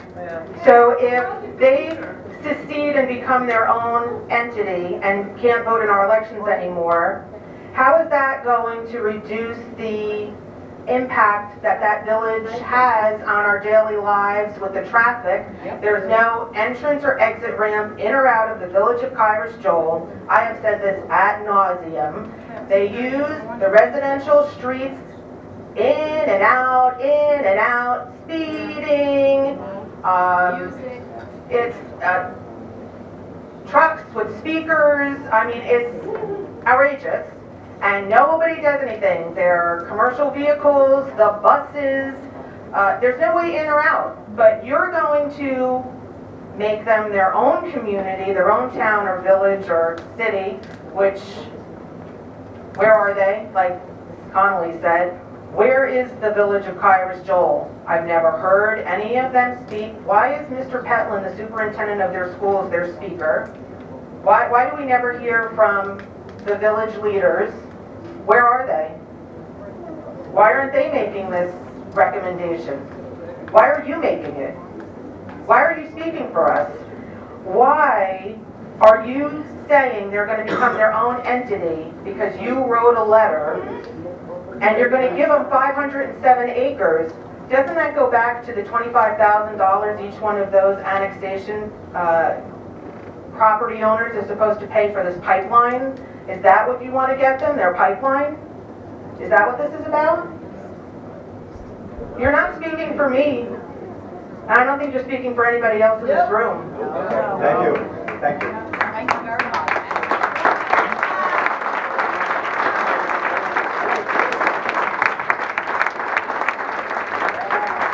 Mary Cosby.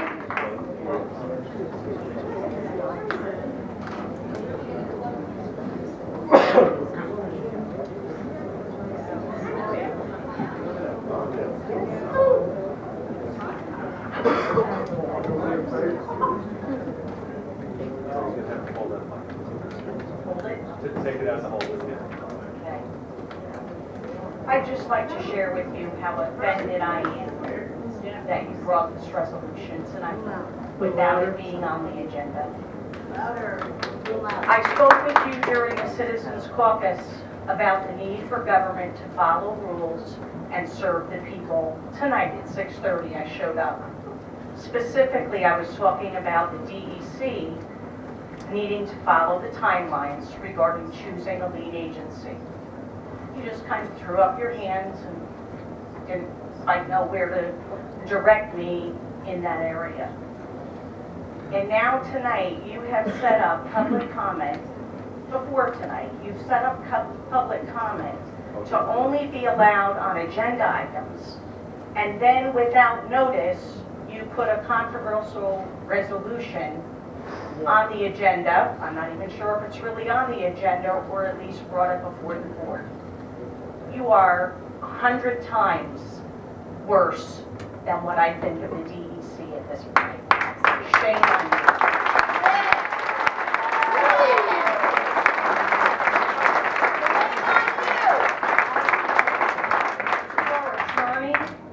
Why have you spent time drafting this resolution, but you are unable to pursue holding the DEC to a timetable that is written in our laws?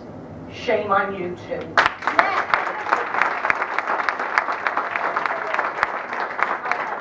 have serious concerns about the legality of the supposed agreements that you have stated in your resolution that you have made with KJ. Since your fellow board members seem to have not even known about this resolution, how can you be saying all of these agreements have been made? I am just so disappointed in my town board. It's unbelievable.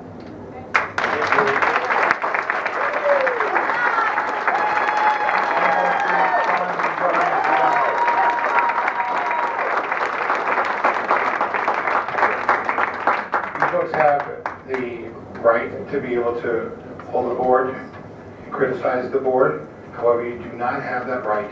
Mr. Donnelly was instructed to be able to draft or participate in drafting an agreement which both the village officials and myself felt that we were comfortable with, that I could present to this board for consideration. Again, Mr. Donnelly has mentioned, it wasn't done until sometime in the midday. I contacted the Photo News. I believe yesterday, Mr. Quinn wasn't available, he's on vacation. I wrote to and left a message with the owner of the Photo News, Jean Strauss, that I would appreciate if they could call back, that we had something very important to be able to discuss, that we wanted the Photo News to be able to be involved with. That was much earlier in the day. That being said, if you're going to criticize the board, we're there to accept that criticism. But please, it does not, and we will not permit it to extend to one of our consultants. Next, please. Yeah, no, it's just like to give your own opinion of what the law is, and then wonder why the town attorney hasn't enforced what your opinion of the law is. We might not have any standing. Only the property owners might have standing. But so to lay that at the attorney is faster than we're going to vote on this. This is why we're suing you, and we will win. Call the Photo News and get it quickly to put it on the agenda?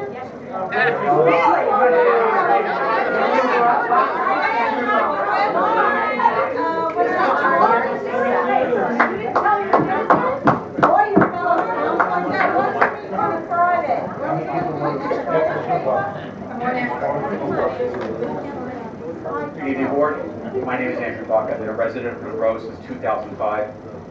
And I'm proud to be part of a community sitting behind me and those who aren't, who have championed so vehemently for their rights and representation that they haven't gotten so far.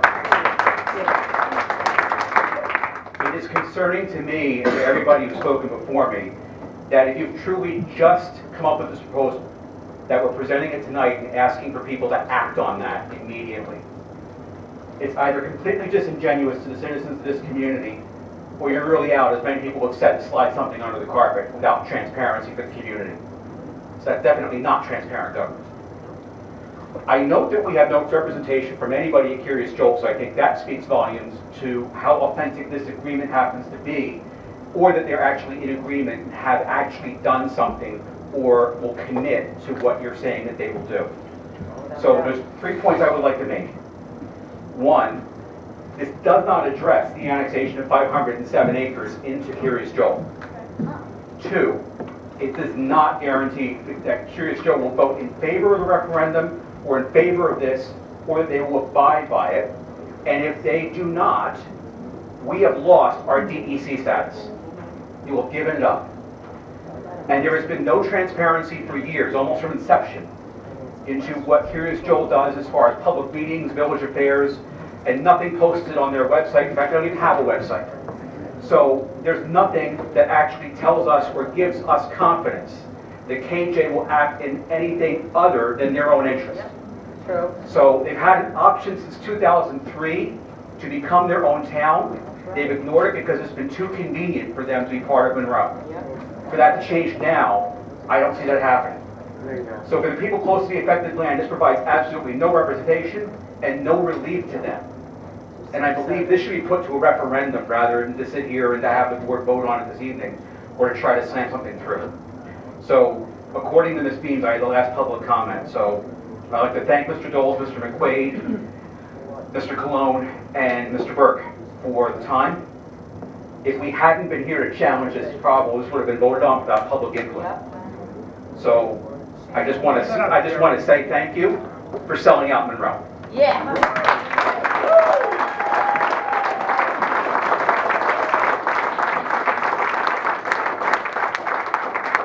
Steve Fabian?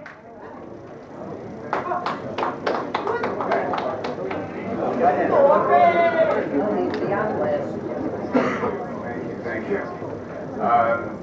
Everybody has said what we're all thinking, and I just remember James Scoop is coming up to this board in January, and when he heard he was going to be on the Blue Ribbon Committee of the annexation plus the separation of the town of Monroe, he said it was a non-starter if the two things were linked together.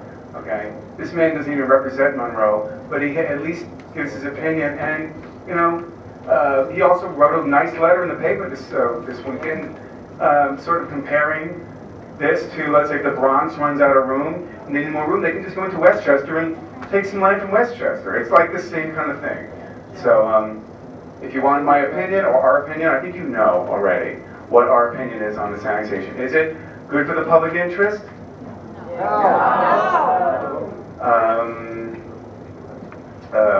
I think KJ should come to this table, and we should come to this table, and let's discuss it, because maybe there is a compromise out there, but you can't compromise with people who don't talk to us. That's right.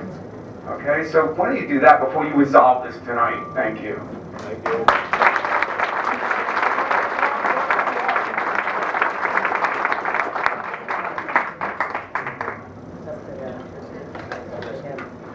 We're going to continue with the next part of the town board meeting. Let me just add, James Scoop is one of my favorite politicians.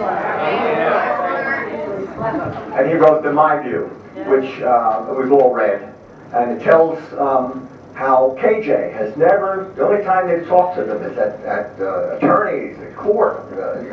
They never have any discussions with them. Absent from that article was the outreach from people in Woodbury to try to find out what KJ wanted and try to work out a deal with them.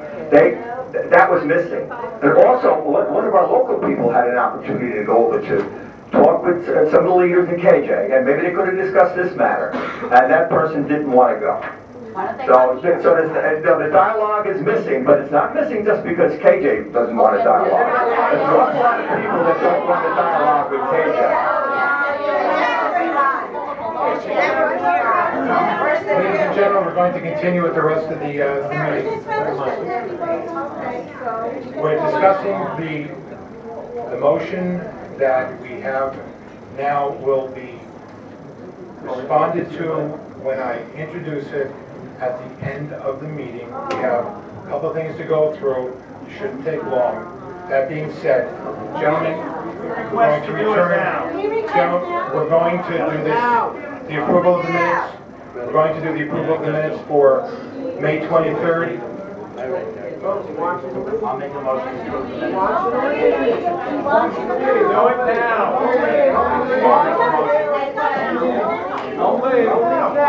Ladies and gentlemen, please, again, these are important motions, has to do with what we in the town and the unincorporated part, this is what we do. This is the daily routine that we do 7 days a week. It's important to, again, the folks from one of the roads, High Ridge, they had a concern. That's important to them. We try to address these concerns. Many of you are here for this issue regarding annexation. We are here to do the people's business. Part of that is to do the work that we're going to do now. I'm not going to be interrupted again. If we need, we'll take a recess for 5 minutes. We come to, no? Okay, you made a motion. I need a second for the approval of the minutes for May 23rd. I'll give that second. Call, any discussion?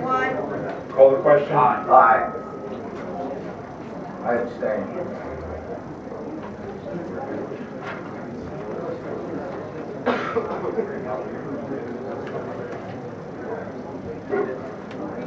Mr. Cologne, you... I was out. You're out, okay. So I would like to make a motion. Wait. We are on the minutes for June 16th.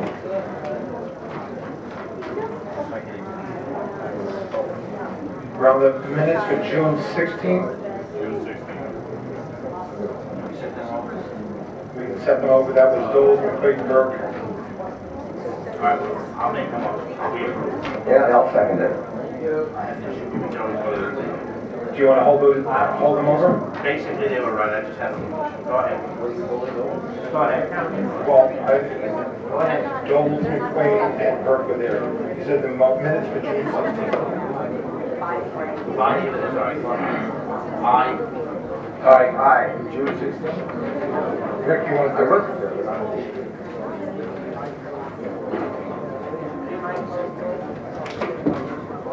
We have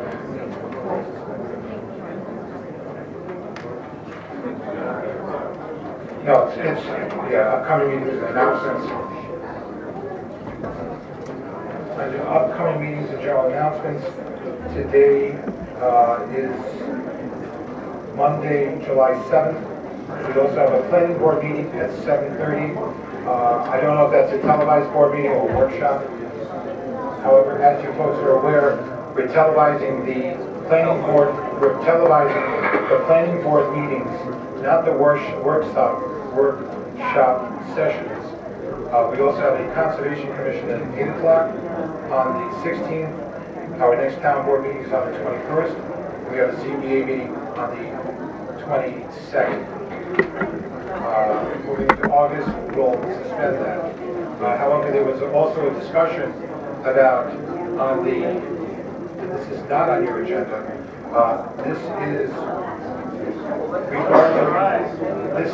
Gentlemen, this is concerning on the 16th and 30th at 7 p.m. or thereabouts, whatever you gentlemen can agree to. So we have budget time coming up. And Peter Martin, our controller, and I discussed the possibility of getting the public involved, letting the public involved in the understanding the budget process. It's something we have from the state comptroller's office. We have a fairly nice, comprehensive study or explanation of introduction to government accounting that's written for the elected officials, but to the public as well, so that you can see exactly where the money goes. Everything is accounted for. We're very fortunate that back in January, the comptroller's office gave the town of Monroe a good bill of health in terms of the fiscal integrity of the accounting procedures, and we're fortunate that the departments that we have are holding steadfast to that. Yeah. I'd like to, so if we can, schedule for the 16th and on the 30th of July, the 7 p.m. 30th? Rick, is that okay for you? Danny? 7 p.m. 16th and 30th. It's really for the budget. It's really a discussion of the budget. Peter, if you want to... I can't make this. You have conservation. Again, it's a 7 p.m. meeting. I mean, How long is the meeting? I would eventually guess an hour. I mean, it's again, it's the first step in understanding the budget for the public to get acquainted with the budget process. You guys can have it if you want. All right, Danny? Oh, yes.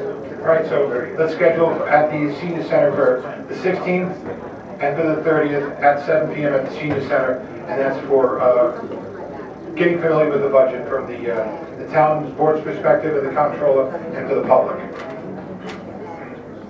We have for the boathouse will be open, is now open 7 days a week from 10 a.m. to 7:30 p.m. The last rental is 1 hour before closing. The gross proceeds for this weekend were $1,219. They were off. Again, it was a tough weekend. There was rain, so I know that we got closed, I think, on Friday afternoon. It was a holiday weekend, but we still managed to bring in $1,219. Some of you saw that we have the new water trikes in. They're bringing in, really good money, and we're looking forward to expanded offerings from the boathouse. Ladies and gentlemen, if you could please keep it down. Thank you. So we have the boathouse. The rental pricing for the Swans is the pedal boats at $9 an hour, for the rowboats, the kayaks, the blue pedal boats at $12, the trikes and the swan boats at $15 an hour, and the orange pedal boats at $6 and $9 per hour.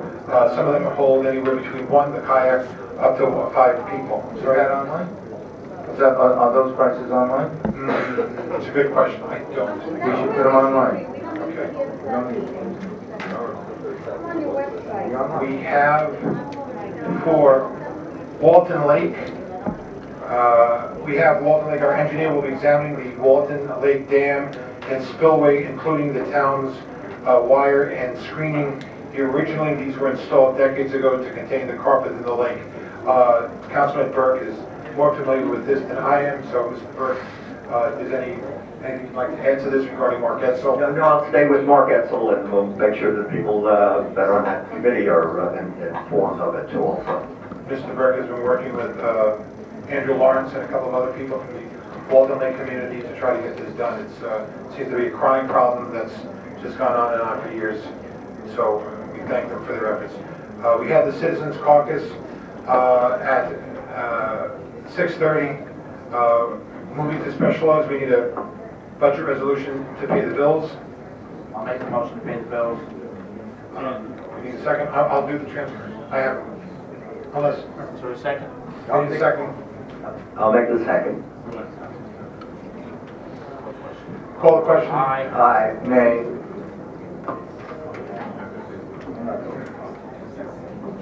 Is that a no for the? That's a no. That's a no. Move on. There was 3 A's. Okay. We will pay the bills. Okay. We have a budgetary transfer requests from the comptroller. One is to transfer $2,000 from an A fund contingency to a shared service line. I'll make the motion. Transfer $2,000 from A fund contingency, A000-1990-000-00, A fund contingency to A000-1620-4220-00, shared services, telephone and fax. What a transfer. I made the motion. Is there a second for discussion? Yeah, I'll second it. Peter, do you want to explain? It's just that the budget was insufficient for the cost of the shared services for fax and telephone. Okay. Any So further we're taking discussion? out of contingency, which means it's out of our contingency. Contingency is not fund balance. It's budgeted for. It's a budget line item that says contingency. It's just expenses that are not allocated. They're there for things like this to balance out. If you don't, we have to have a balanced budget. You're not allowed to have negative line items, and the cost for the shared services, telephone and fax is going to run negative, or you could elect to cancel those phone services for that department. And we had Verizon come in last week and we canceled a number of phones that were. And that gets onto the next one for cell phones, right? Yep. Call the question on this is for the discussion. Call the question? Aye. Aye. Aye. Rick? Okay. I'll make a motion to transfer $400 from A000-1990-1620-0000 A fund contingency. I'm sorry. To A00. We can't, we have 4 board members. We need a vote in the affirmative, negative. Yeah, I'll second Did it. you vote for yes or no? Sorry. I didn't vote, no, but no. Nay. No. What?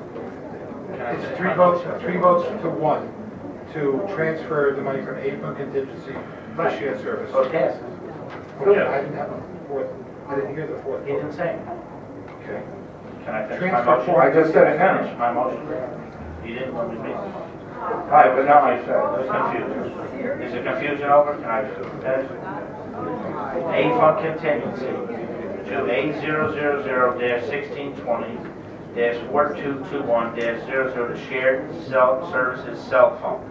So to transfer of $400. Can I get a second?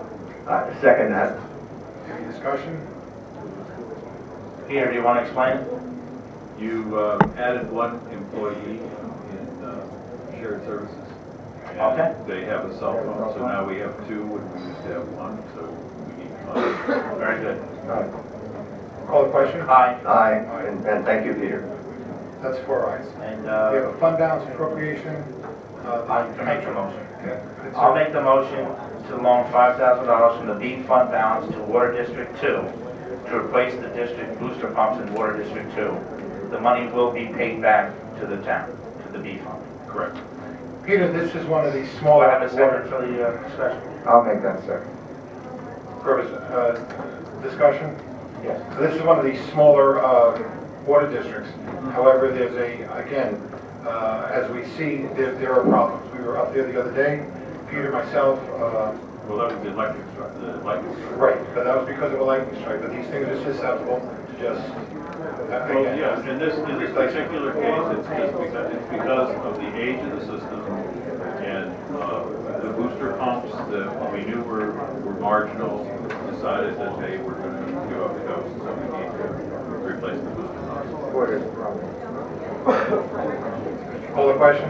Aye. Aye. Aye. All right. Aye. Thank you. Now, here's a question, and I know that the comptroller and I have had a little bit of a disagreement in different ways. Really, many of them are strictly when you look at the website in terms of whether we use a proprietary-based system or we use one which would be more Windows-based. We, a couple of months ago, May 19th, we had a submission for an RFP for website development. The website development spelled out a whole host of different types of components, and we received 2 quotes.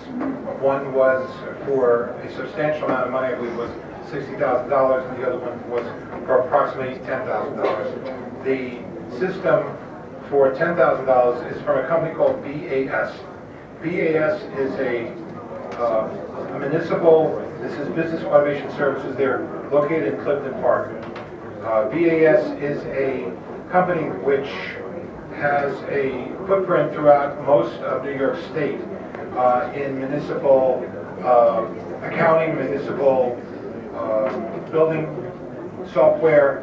It's also the primary system that Mary Ellen uses for her new FOIL requests, as well as I believe the town clerk uses for her accounting procedures. George and I drove up the week before last.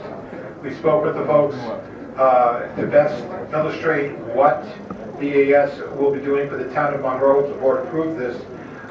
You can take a look at the websites for the city of Syracuse, the city of Middletown, and the town of Wallkill. You can go to the website and they have a whole host of other municipal entities that they wind up doing a similar kind of a program for. The one that we're looking at, the one that seems to be the most flexible, is one that's similar to what we see in the city of Syracuse. But either way, Peter and I had debated whether or not this was something which we wanted to involve ourselves with, because by using BAS, we're using a system which it's their language, it's their unique brand, it's proprietary. Could we find a better price? We're not going to find a better price and get it operational. And part of what our promise is that we have a website which is going to be able to do editable and searchable PDFs. It's going to allow the ability for us to be able to stream it. They won't be hosting, but we'll be able to do live streaming. We'll be able to interface with Channel 22 and the PEG system, which is the Public Educational and Government System that we negotiated about a month and a half ago on behalf of the town, to be able to use that software and hardware to be able to have a fully functional and quite robust type of way of being able to communicate content from the town to the public, as well as, and this part is not included, establish a 311, 911 type of system that would allow, and again, we can refer to the city of Syracuse as a good example, allow for the type of interaction that we need to be able to know where, when something happens, how to be able to respond to it, making sure that it's coded correctly, making sure that the public is acknowledged, or they have the acknowledgement from the town and the relative departments that the work that, or the concerns that they have are going to be responded to. So this is for $9,950, and that's for the development of the website, $9,600. This is a amount which both the town of Wallkill and the city of Middletown have expended. Again, it is something which works perfectly and seamlessly with their other programs, and that's for the bookkeeping, sorry, for the assessor's office, the building department, the FOIL, and the, well, I said, and the tax, and the, Marielle, help us.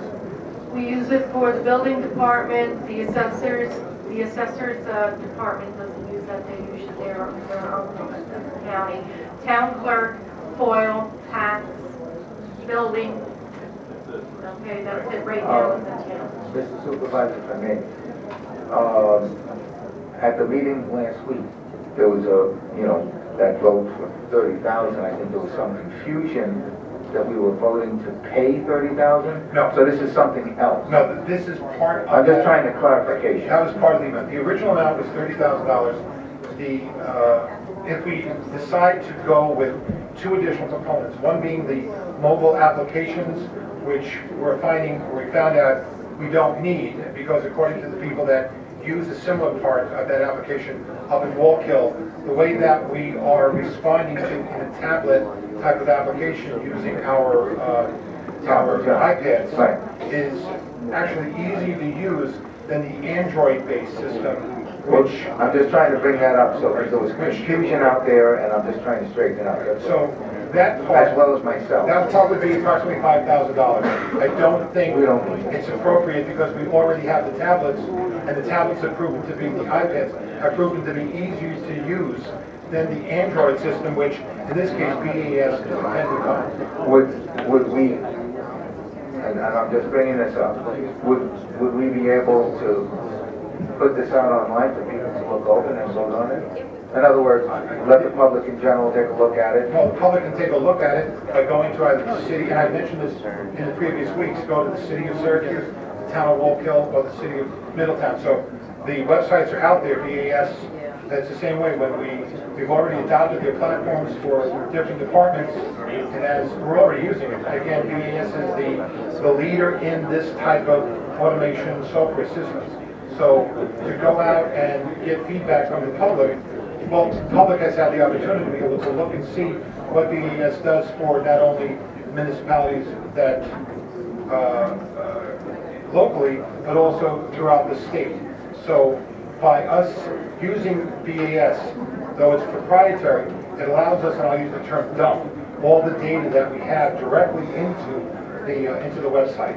So everything that BAS that we subscribe to at present, whether we're using their system for what you're saying. Right. We're using it with the town clerk. We're using it with the town clerk, we're using it with the building department, we're using it for FOIL. There are also other modules that BAS has that we could... Okay, so what this is going to do is really combine all of that so people have more access. It integrates what we already using. Everything that we're using, but it expands. Well, first of all, the old website is completely straight. Part of the problem is that most of the images that we have are in what's called a TIFF format rather than in a searchable PDF format. This would give us the ability to be able to search PDFs, which is a pretty normal thing, rather than somehow it was scanned in, and this is no fault of anyone here, into a TIFF format, which isn't searchable because it's not an editable type. Right, the only thing I'm trying to do is bring out that we already have a BAS system in place.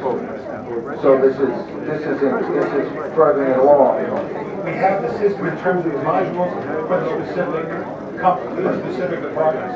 But Right, this that's all I'm just trying to make clear. It'll integrate the departments, let's let the public see what it needs to see, especially if we go to the next step, which is the 311, 911 system, so that we can do a full integration of a customer service. Okay, so 10,000 to develop this. It's $9,600, that's what we have on the website. And then, right, and then what would happen is the service charges would be, what, they have an annual service charge?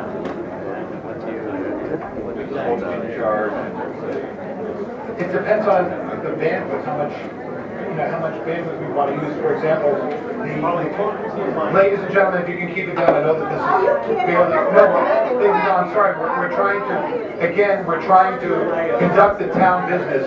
Mr. Colon is asking questions, so we're trying to answer the questions. Mr. Colon. Now, how about the resolution? Mr. Colon, if you want, we can vote on it, or I have no problem discussing the details of this, but whatever. No, I was just asking, that's all. I was just wanted to make that. It depends. Let's vote on that. I make a motion that we accept the bid of $9,600 from BAS, Business Automation Services Incorporated, to do the town website in coordination, which includes some of the work they already do for the town, the website design, IT services, and the maintenance annually. So it's 96, not 30,000. No. Can I get a second? We need a second. Daniel? Can I get a second? I'll give you a second. Thank you. Could you add to that it will be funded from Central Data Processing A 1680 4500? Okay, from Central Data Processing, the funding will come from A 1600, 1680 4500, sorry. That's where the budget, that's where you move the money. is there for it. I'll add that to my motion. Gentlemen, call the question. Aye. I think, well, discussion real quick, I think it's a good idea. The price is incredibly cheap compared to other bids. And we got a lot of approvals from other municipalities talking about how good it is. So, aye. I don't think it's incredibly cheap, but it's something we're already using and it works for other municipalities. Aye. Thank you very much. We have also a resolution for the supervisor to sign. The access road for the professional engineering, contract for 208, also to set the public hearing for it. Michael, if you can explain that. I reviewed the contract and I would be satisfactory. It's ready to action by the town board and signature. The public hearing consists of petition for acceptance of a road. I just know what the contract is about. I wasn't asking about a public hearing. I don't recall the purpose of it. But the contract is ready for action. This is professional engineering services for work to be done on that road. And this is the YMCA road that we're talking about, or I refer to it as the YMCA road only in that that's the general locality On the O&R property. on the O&R property. And ladies and gentlemen, so you understand, the O&R property is over on Route 208, over by the Valero and by the, I believe, the mobile station. This road is going to serve a unique purpose. It's going to be able to provide for that park to be utilized. It'll also help to be tied in to some of the other parts of the community so that we'll have a better and smoother flow of traffic. We hope that the YMCA, we hope that Inspire, we hope that some of the agencies, excuse me, I'm speaking now. Again, we'll discuss this at a later moment. We had approved a couple of months back $15,000 for the engineering for this work. This is the actual invoice and the contract for it. So that's what we have. We have the $7,500. Sorry. We have the amount for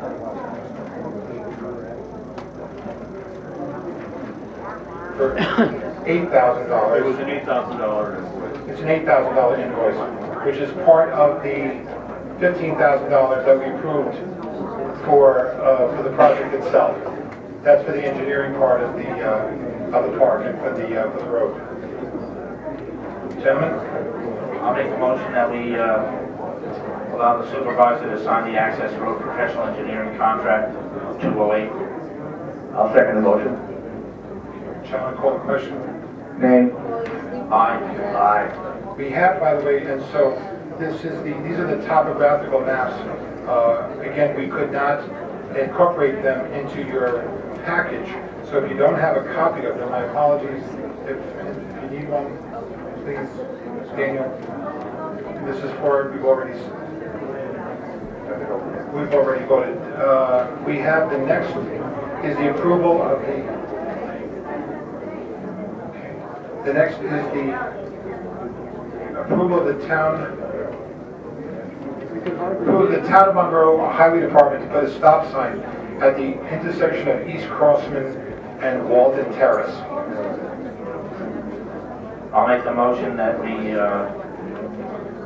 instruct and allow the highway department to put a stop sign at the intersection of East Crossman. I'll second the motion. Stop sign. Do we have stop or yield on? East Crossman and Walton Terrace. That's the stop sign. Okay. Further discussion, Mr. Rizzo? No discussion. One stop sign, one yield sign. Okay. And it's two separate motions. Oh, it's two separate motions. Just have high level of traffic there, and we have to slow it down. Oh, I see it. Gentlemen, call the question. Aye. Make a motion that we instruct the highway department and allow the highway department to do their work to put yield signs at the intersection of Willard Place and East Crossman. Gentlemen, we need to call the question. Second. Call the question. Aye. Regarding High Ridge Road conditions. Folks, Did we just speak about that? We already discussed it, and it'll be in motion within the next couple of days. But the comptroller and I, we got all the funding in place, so that community will get a new road, but it'll wipe out most of my budget. Well, And not most of it. Yeah, the citizens came up with some good pictures of a catch basin that was caving in. It's going to be all dealt with. We're waiting for contractors' prices. We do the best we can. Oh, absolutely, absolutely. Within our own And he went over and spoke with you, and yes, it's all been discussed, and people High Ridge will get a new road. Yeah. Okay. Very good, Tony. And we wanted to get this out of the way early, and I apologize because it's been a long night, but this is something which we're committed to doing. Money is there, and it'll be done. Thank you for. We don't need a motion, correct? No. We have consideration for motion to replace the existing Toshiba East Studio 603.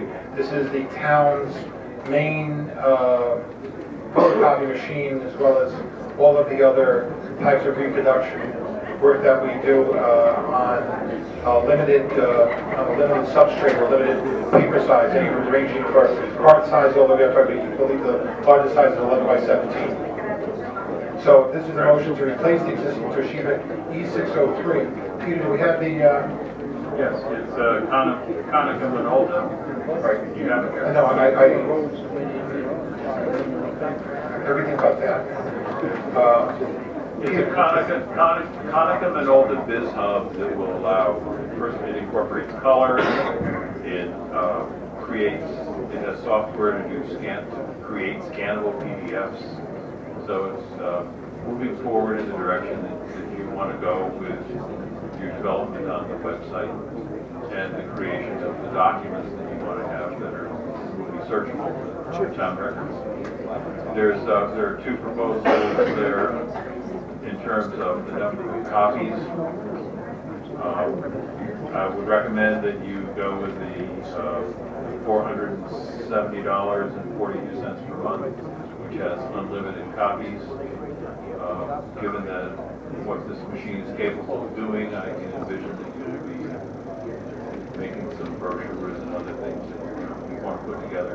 So rather than limit yourself to the number of copies, I think it's better to. And finally, the money for this is in the budget. And this would be the approval for the model number Konica Minolta Biz Hub Color C 754E in the amount of $470.42 a month. That's based on the 60-month. It's a 60-month, zero interest. Are we own it at the end, Peter? Yes. Okay, we own it. Just for the purpose of complying with state procurement, this was done on a piggyback with on the state procurement. So we're following the procurement policies from the state. So this is not something which goes out for bid because we wound up taking it off of, well, use the term, state bid or piggybacking off of another calendar. Right. Gentlemen, I need a motion for that then? Yes, I'll make the motion to replace the existing Toshiba E Studio 603 Town Hall with Konica Minolta Biz Hub Color C 754E and to authorize the supervisor to sign a 60-month deferred payment plan in the amount of $470.42 per month to come from the fund this from the A000-1670-4500-00 central printing contraction. Do I have a second? Second. I'll give you a second. Call the question? Aye. Aye. Aye. We have a consideration of the drainage district. This is for Meadow Hill and an offer of dedication of an open area parcels and a date set for the public hearing. Council, could you please explain this? Very quickly, this relates to the Shade Meadows subdivision that has received preliminary approval from the planning board. It proposes to have a drainage district to serve benefited lots in the subdivision. The applicant has submitted a petition in the map plan and report, which are the required documents to move that forward. You will need to schedule a public hearing. I have prepared a resolution to that effect for you. There are two open questions. One is Mark Esso, your engineer, has to study the map plan and report and make a recommendation to you. The other is that the applicant proposes to convey to the town several open space parcels. Some of the open spaces to be included within drainage district parcels. The others are clearly or solely open space parcels to be given to the town. If the town is not inclined to accept those, I think you should ask the applicant to go back to the drawing board. You could reject them after the public hearing if you felt after hearing from the public that it was inappropriate. But if it's clearly something you're not interested in, say so, and they'll change it.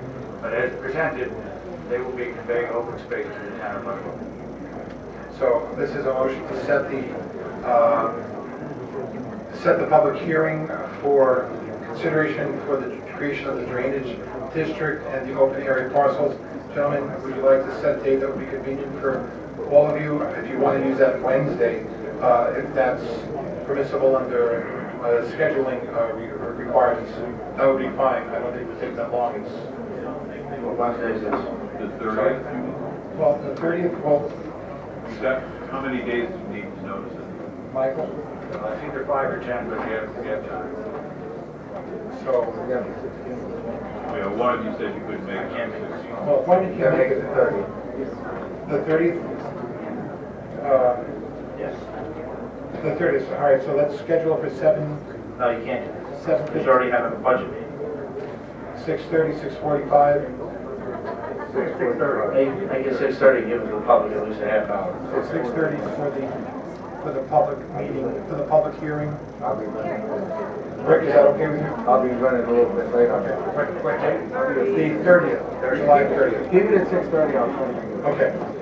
Also, I'd like to make an announcement, which is a pretty positive thing. Oh, sorry, we need the motion to set the date. To make a motion to set the public hearing for the consideration petition for Drainage District Meadow Hill LLC and offer of dedication of open air parcels for July 30th at 6:30 p.m. at the Senior Center. Second? Second. I'll second the motion. Call the question. Aye. There's introduction for best value law. Best value procurement law. This is a couple of years ago, the state allowed municipalities to have a best value policy, rather than it being only lowest bidder or lowest responsible bidder. Mr. Donnelly, could you explain this briefly? I know that you submitted the town board a copy of the new proposed local law 1-2014, to amend the code of the town of Monroe by adding a new chapter to the town known as Chapter 26, Contracts, and authorize purchasing based on best value. Correct. The local law, just what you said, it allows the town to alter its procurement policy to use other than lowest responsible bidder, but instead best value. There is some criteria in the law. You can amplify that with other criteria on a bid-by-bid basis. In order to move forward in the law, a member of the town board must introduce it this evening. You must then schedule a public hearing on the local law before taking action. I've inserted it alphabetically as Chapter 26 because that's where it fits in that section. That chapter is available. Okay. Can we set the hearing for the same date, for the 30th at 6:45? Sounds good to me. Is that enough time for the public to speak? Really? Can we have another date? Really? It might not be enough time. Well, we can move the other time to 7:30 rather than 7. Why don't we set the budget? Well, then why don't we set it for 7 o'clock, and we'll move the budget. We'll move the budget seminar to 7:30. You can't do that. You have another thing going on at the senior center. Yeah, no, it's the Conservation Commission. Make it the 6 Yeah, but you can't have it at the same time. Conservation Commission could be here, or they could be back there. No, this is on the 30th of July. On 30th? There is no meeting. There's no conflict. I'm sorry. So we make it On the 16th. You're right. No, on the 30th. We make it at 7 o'clock, and we make the budget session at 7:30. So the public has 6:30 with the public has 6:30 with the drainage for Meadow Hill. And we have Daniel.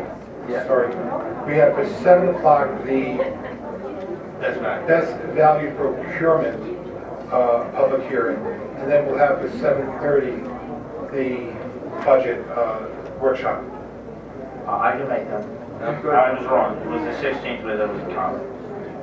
Daniel, being said, I'll make the motion to have the public hearing for the I-1-2014 law of best value procurement on July 30th at 7 p.m. at the senior center. Do I have a second? Need a second? Yeah, I'll second that. Gentlemen, call the question. Aye. Aye. One member of the town board still needs to introduce the local law, and you can do so simply by saying, I hereby introduce local law number 1/2014 of best value procurement. Gentlemen? I hereby introduce the public local law number 1-2014 for the Chapter 26 contracts to authorize purchasing based on best values. I'll second that. Second, call the question. Aye. Aye. Are we gonna have that online also? Can we put that online for people to read? Yeah. Alright. Daniel wanted to discuss an issue? Read it off quickly. I wanted to alert our citizens that we've begun discussing with our attorney that the 2000 federal law protecting religious rights, that's RLUIPA. And that's Residential Land Use and Prison People Act. We know what it is. All right, good. Yeah, everybody that's been in prison knows what it is. In Mamaroneck.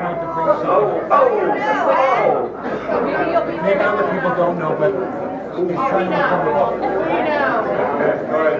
All right. In Mamaroneck in Westchester, the town lost a major discrimination case that bankrupted the town. I believe our zoning, planning, and town boards are very careful. I believe they're very careful in following the law. And our attorney, Michael Donnelly, who's also with the planning board, is completely familiar with RLUIPA. We want to study if we need an early warning system to avoid multi-million-dollar lawsuits. So we'll just be discussing this with our attorney and seeing what we can come up with. You go far enough. Gentlemen, we need to we need to make a, have a... Board wants me to do this again. No, not repeat. This is regarding my resolution. Rose, please. This is what I'm waiting for. Again, I need a resolution in support of establishing a new municipal government for Kiris Joel, separate and independent from the town of Monroe. I read this earlier. I need a second for discussion. I'll second it. Gentlemen, is there any further discussion? I think that based on some of the issues that were brought up by the public about the legality of it, I didn't have a chance to speak with the attorney about it, and I know Rick didn't either. No. So I think that at the very least, we should maybe have a quick recess to ask the attorney and attorney Klein what he was saying.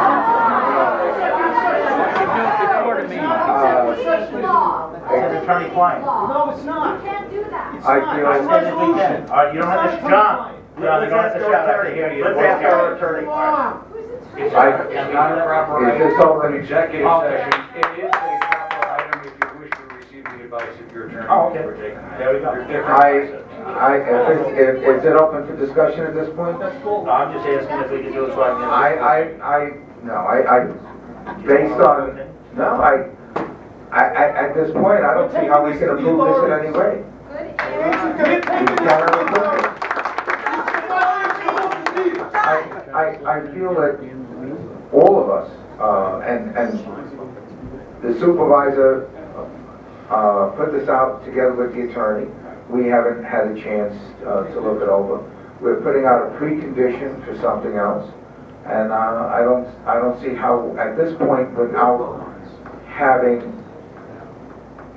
town discussions, I mean, that we can even consider this. I mean, there's so much more that has to be done on this.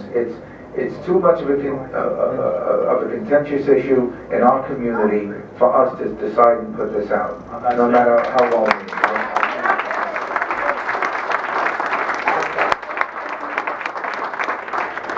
That's not what I meant. I didn't say we should. I just wanted to at least have a legal opinion on the legality of the whole issue. How about all of them? Well, then we can come out and talk about it, but I don't know the law. John, I was just asking if we can get a legal opinion. We can get a legal opinion here. People have said, and Freeman's got numerous opinions on this issue. At any time, a municipal board, body, or commission wishes to get the opinion of legal counsel, they may do so in a private session. It is not an executive session, and it's exempt from coverage of open meetings. If you feel there's a reason why you need my legal advice, you can retire to an attorney-client privilege session. Well, I personally do. I don't know if the rest of the board does. I have no objection.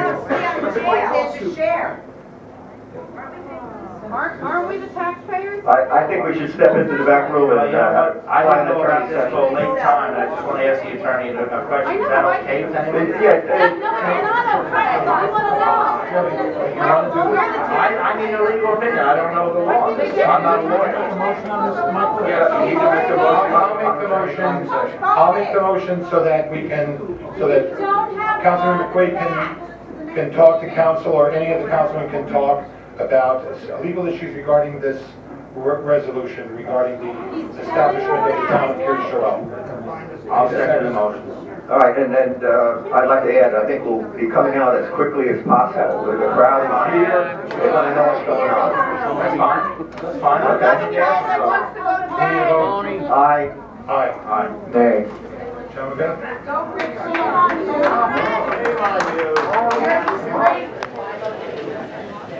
ladies and gentlemen, we're going to be returning to the... Ladies and gentlemen, we're going to be returning to the public meeting in a moment. The board coming out of, and let the record show that Councilman Burt, Councilman Colon, Councilman McQuaid discussed with town council, Mr. Donnelly, certain issues regarding a resolution. Can you speak a little louder? Regarding the creation of a new municipal government for Kiris Joel. I've read the resolution, we've had the discussion. I need a second I'll make the second, and then we can talk about it. for purpose of discussion. Gentlemen, go ahead. Yeah, go ahead, go ahead. Yeah, and I think what we're giving up here is a feather. Is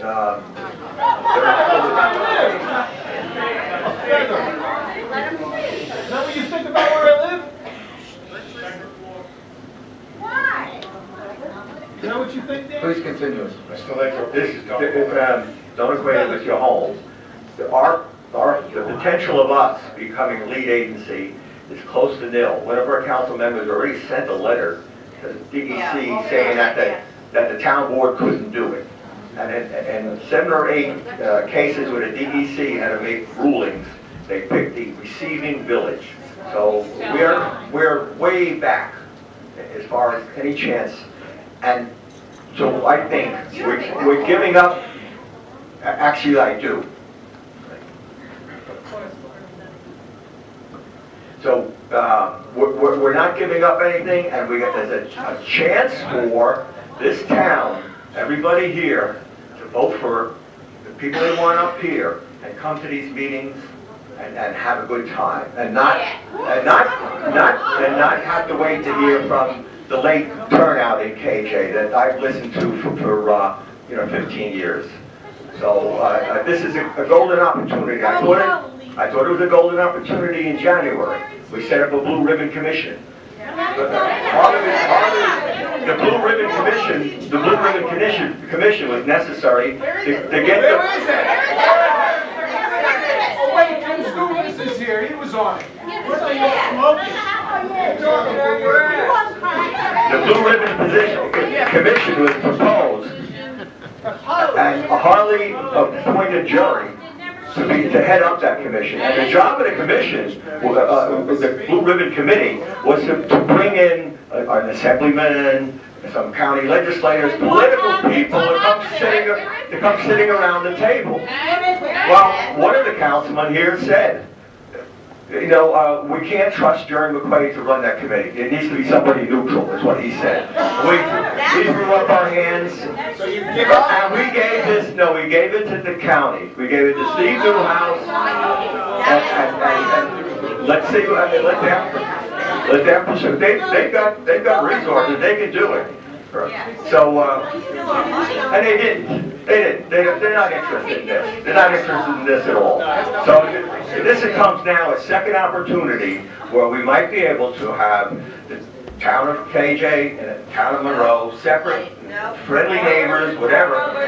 But this is an opportunity that I see and I'm willing to take.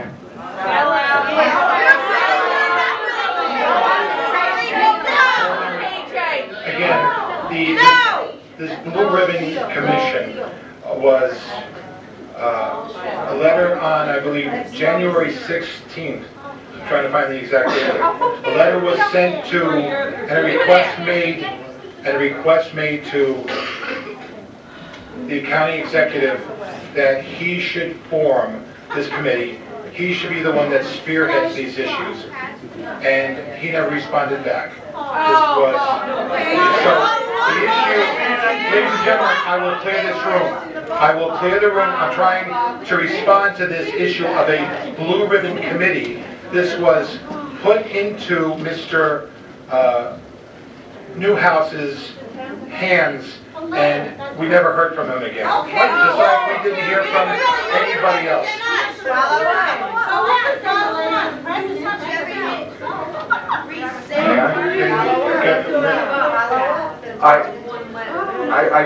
I just want to put out there again how I feel about this. This resolution that was put out, Mr. Dole said that he put that together with the attorney, speaking with some of the people at KJ. First, we've had joint meetings before with the Village of Monroe, Village of Harriman. What I'm saying is, joint meetings with the Village of KJ. They have to come here. They have to speak to the rest of the town people.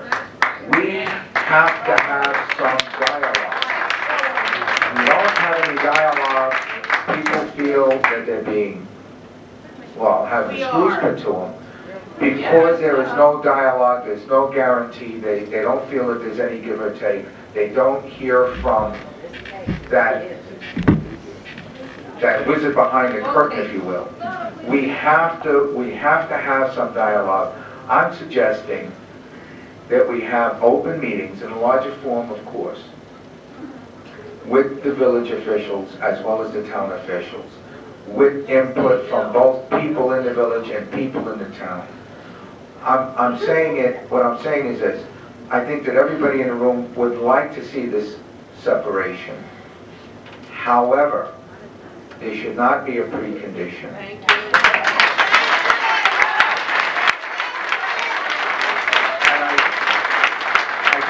I think once we have this dialogue, what will develop is not a precondition, but a set of circumstances that we can all agree to and how this is going to be done, the time frames, and what is going to happen as far as any kind of land that is going to be annexed, whatever the amount. I'm not saying 500, I'm not saying any amount, but what I'm saying is that there has to be that dialogue that has to occur, not only between both the village and the town, but between the village officials, the town officials, and the people of Monroe. It's the only way I feel that we can get something that people are going to feel comfortable with, or at least understand what is going on. Too much of this is going on behind just attorneys and a few people. We can't have it. It has to be out there. We must have that. And all I'm asking for the board is to please look at this, and I'm asking for the board, let's set up some of these meetings. Let's get this out in public. Let's have this public forum. Look at the turnout that we get at each of the meetings. I think that we should have an open forum and a few open meetings to discuss this further.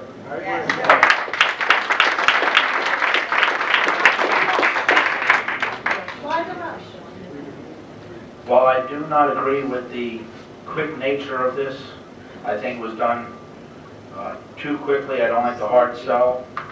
I've been told by our attorney when I'm talking to an attorney-client that it appears as if this is a situation that they're going to make in KJ resolutions to this effect.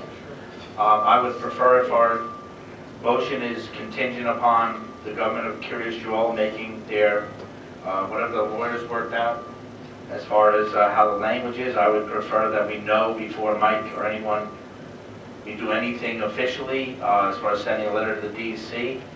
In the case of giving up the lead agency, which I don't think we're going to get, neither does our lawyer. But I believe that we should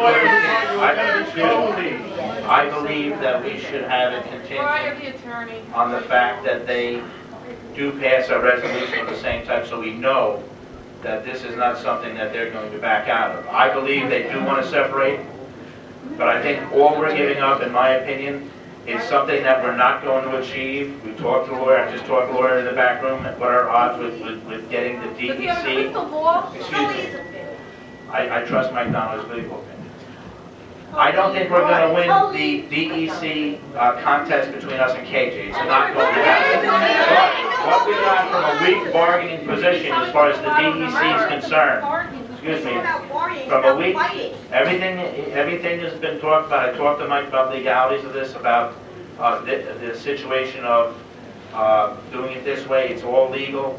Now, the problem is, if we give up something we're not going to get something that I think, as a member of this town for a long time, I believe that in the betterment of our town, KJ going on and being their own municipality and leaving Monroe to do its own business is really something that we should strive for. And I think it would benefit for everybody in this town. And I believe that. I really do. And you know what? It's not politics, because as you people have said so many times to me and in hold-up signs, I got the predominant amount of my votes from the village of KJ, which I was vilified as some kind of KJ guy, even though I've lived here a long time. I don't care about the votes. I don't care about politics. I tell you the truth, if you had to sit here and put up with this kind of rudeness, you'd understand, it's not supposed to be a career, this job. But if you can do something, if you can do something that makes the town better for the future, if you gotta jump on your political sword and do it, I think that's what you should do. And this town will be better, for everyone in the room. This town will be better for giving up a DEC we're not gonna win. For 99% of the time you're not gonna win. In order to have KJ go and do what KJ does, and let the town of Monroe, the village of Harriman, and the village of Monroe be what we ultimately want it to be. And it won't be me sitting here doing it, it'll be someone else. And you know what? The KJ excuse is going to be gone. In Monroe, the KJ excuse is going to be gone. And we'll have to, you're right. And we will have to make our own town and village of Harriman and Monroe the best we can make it. And that's where the rubber's going to meet the road. If the county has to deal with them and the state and the federal government, that's their issue. It's not a local issue. To tell you the truth, it's long-sighted, it's far-sighted. It's the best deal for the future of our town. They are going to ultimately, politically, and population-wise, overwhelm everyone in this town and the two villages. And then it's not going to be your choice then. Let's do this while we have a chance to do it.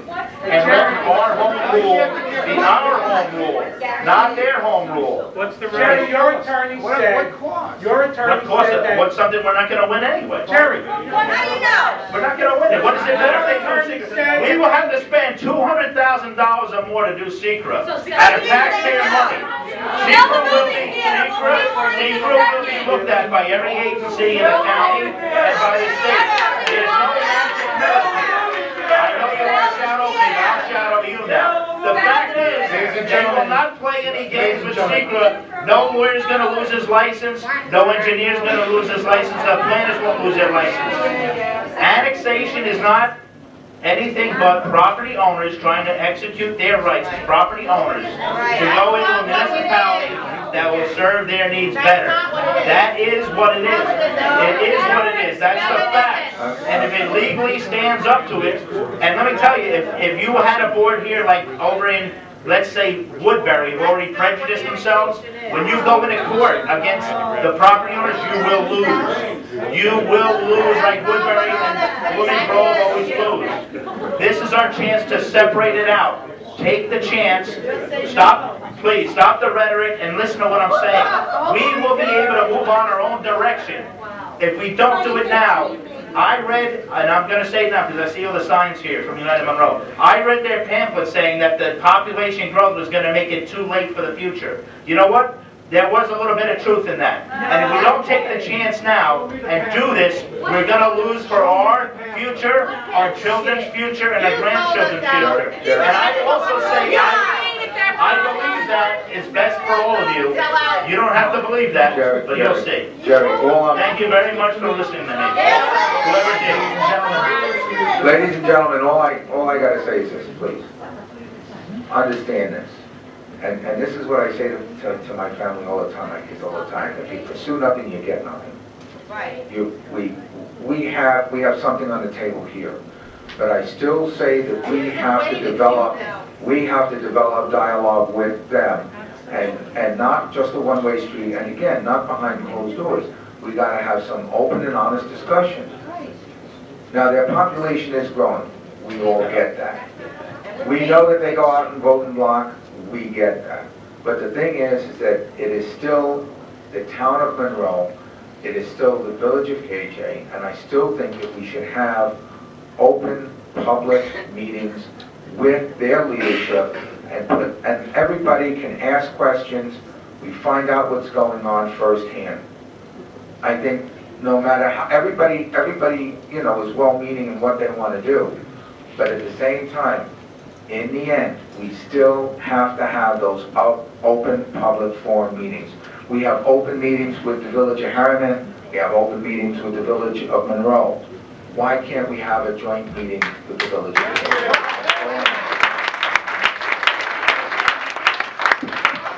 All I'm asking for is some dialogue. We got this on the table. Let's just hold back a little bit and invite them over and have a meeting. Sorry.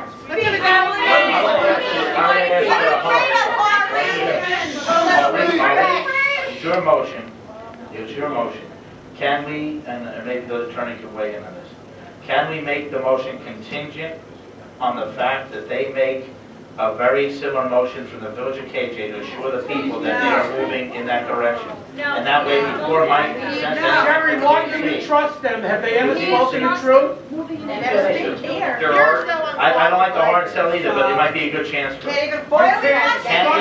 Can we put that on the motion, Mike, legally? I think it's in here. There are actually two resolutions. One is made by the village board, and I'm told they voted on it on Friday. But even if they did not, your resolution says specifically in paragraph 1, in consideration of the pledge of the leadership of the village of Curious Joel, that it will support and diligently work for the establishment of a new municipal governmental entity separate from Part 7. So your resolution is conditioned upon their pledge to pursue that. Is that the same language from the one in January, February, when they agreed to be co-lead agency with you? I don't believe so, but I Again, don't we're not know. going So why do you think that we're not going to have this this, excuse me, Mr. Egan, we're not going to have this It's a debate very back valid and forth. question. We're not going to have this debate back and forth. Out of order. Out of order.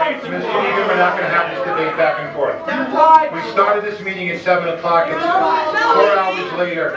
This is a good example of open government, talking to the public about their concerns. Show some good faith and do it another day. Again, Mr. McQuaid, Mr. Cologne, Mr. Burke.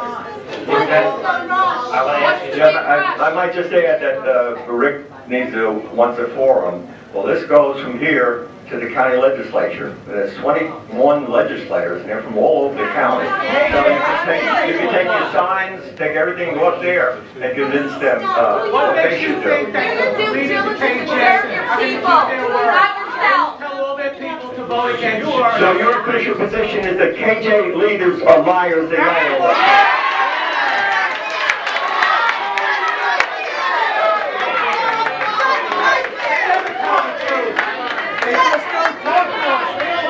I've spoken with many people in KJ, and they're honorable people.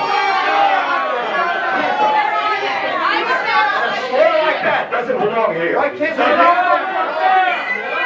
So Dan, what happened to the co-lead agreement then, if they're so honorable?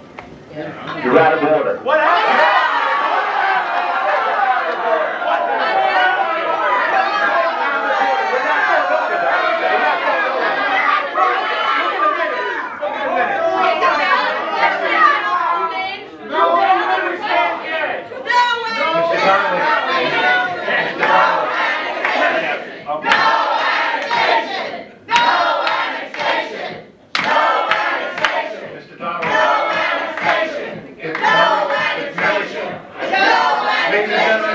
Take a 5-minute recess. We're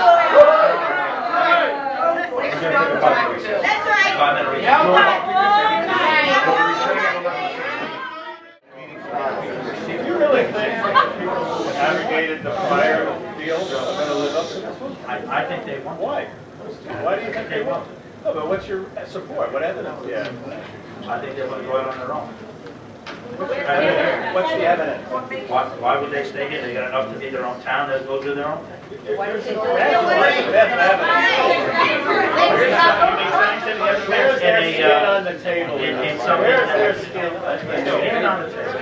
Where? I think it's a good opportunity. You're abrogating your responsibility to be lead agent. Mr. Egan, Hoping that they will live up to the agreement when they did not the last time. And I can't believe your lawyer sits there and advises you that this is a reasonable business. Mr. Egan, we're not having this debate. Mr. Egan, we're not having this debate. Mr. Egan, this is not a debate. They reneged on the prior We're ready to deal. vote on a motion. We're about ready to vote on a motion. Don't do it. Ladies and gentlemen, again, ladies and gentlemen, we have a motion. We have a motion. We have a motion. Karma. Karma. What's the motion? Have a conscience, please. There's a motion regarding the resolution in support of establishing a new municipal government known as the Town of Curious Joel to be separate and independent from the Town of Monroe. Don't do it. Can't do that. And a second for the whole resolution. We read the resolution before. Okay. I'll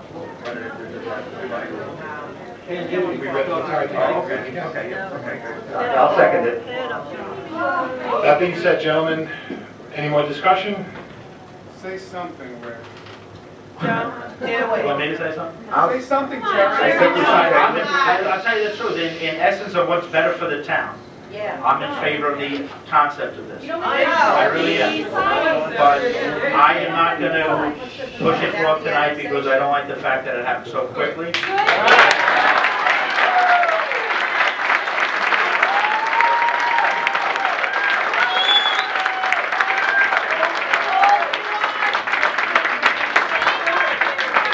But the fact of the matter that you're cheering for me now is nice because it doesn't often happen for me here, but I'll tell you the truth. Maybe we could set up a joint meeting or some kind of communication, with the Village of KJ's leadership, and in 2 weeks, I don't see anything that's wrong with this, but I will respect the public here, and also it happened very quickly, so I'm not going to vote on it. I do tend to lean towards it, and I think it's a good idea for Monroe. Now, if we lose the opportunity and things go the other way, I had a lot of people come up here and plead with me and talk to me nicely, and some did, but don't blame me if it doesn't work out for the future. Negative, don't be so negative. We can move this forward. I think in 2 weeks we should have a vote, and in the meantime, set up a meeting, have a joint meeting, have KJ talk to people, have the word get out, and have them make sure we have their motion first, so that people can trust that they're going to do the right thing, and have them have it in paper in front of everyone that they passed it. And from that point on, I will tell you, I'll probably be in favor of it. But let's at least do that. Let's have some discussion here. I'm sorry we got so heated earlier, but it happens. Anyone else? I think we should I'm not going to table vote it. against it. I think we should table it and have a joint meeting with the Village of KJ officials here. Open meeting, absolutely. And we're going to do it quickly. Gentlemen, I think we're going to lose an opportunity here. I'm afraid of it, but I don't think so. Let's do it quickly. If they want to talk, what's the rush? Well, here's the problem. Let me explain what could happen. I explained it to one of the citizens here. In the next week or two, if KJ wins the DEC decision, we might be in a whole different, no bargaining position at all. And you know what? When and if that happens, don't blame me for it. Say no. Now it's on the floor now. Well, let me just say, we had a small opportunity in January, and this is a large opportunity now. And every time we do not take advantage of the chance to move this town forward, it closes in our face. Just watch. I'll be sitting here 6 months from now. You explain to me what happened. And by the way, my vote is yes. Gentlemen, I'm not voting on it. Call the question. I resent that. I think that he actually believes in what he's saying, so I don't think that's a proper term to use. I do. Well, you would. I do. You would. I do. You would. I do. You would. Call the question, gentlemen. She says we're unqualified. The one that left says, don't talk to them, they're criminals. This is somebody who talks about, oh, you gotta have dialogue. Don't talk to us, we're criminals. Gentlemen, can we get motion? Okay, yes. Gentlemen, Can we table it for 2 weeks? Call the question. Can we table it for 2 weeks and just have I'm a not chance? withdrawing my motion. I'm not withdrawing It my just motion. passes or fails. Don't do Nay. Fails it fails. Nay for now. Okay. Daniel? I got a yes. Yes. Motion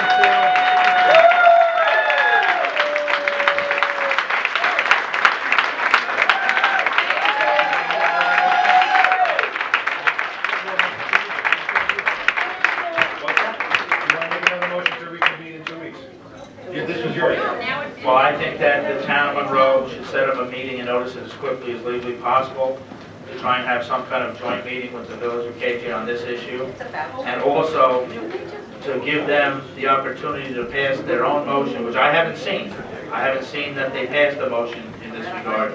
So since the public here has some trust issues with them, let us have their agreement in hand first before we make our agreement. And we can have a meeting quicker if we have to. And that's just my opinion. A meeting when everybody, okay. I'd like to make one more motion if I We may. have to know when this meeting I'd like You'll to, notice it. Not on Shabbos. I'd like to make another motion if I may. No, I'd like to make a motion to appoint someone to the fifth board, as a fifth board member to this. I'll tell you, I'm gonna do it every year. I'd like to nominate Ms. Waters again. Can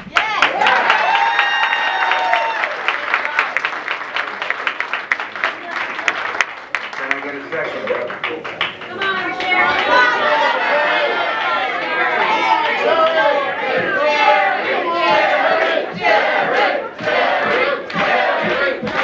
This isn't Jerry Springer. You're on a roll. All right, so that motion is dead. see in 2 weeks how much we're rolling. We'll see you in 2 weeks. I'd like to make a motion that we put Teddy Wright on the board. He's a good man. He served the community as a volunteer and as a trustee of the village. And I think he would be a good board member, and at least to serve out the remainder of this year. Do I have a second? Yeah, I like Teddy, but I'm not going to second it. I don't want to have him voted down. Okay. You don't want I'll anybody second. experience. There you go. You second? I'll second. All right. Call the question. Aye. Aye. What was that vote? Got 2 ayes, 1 nay. Teddy Wright. Aye.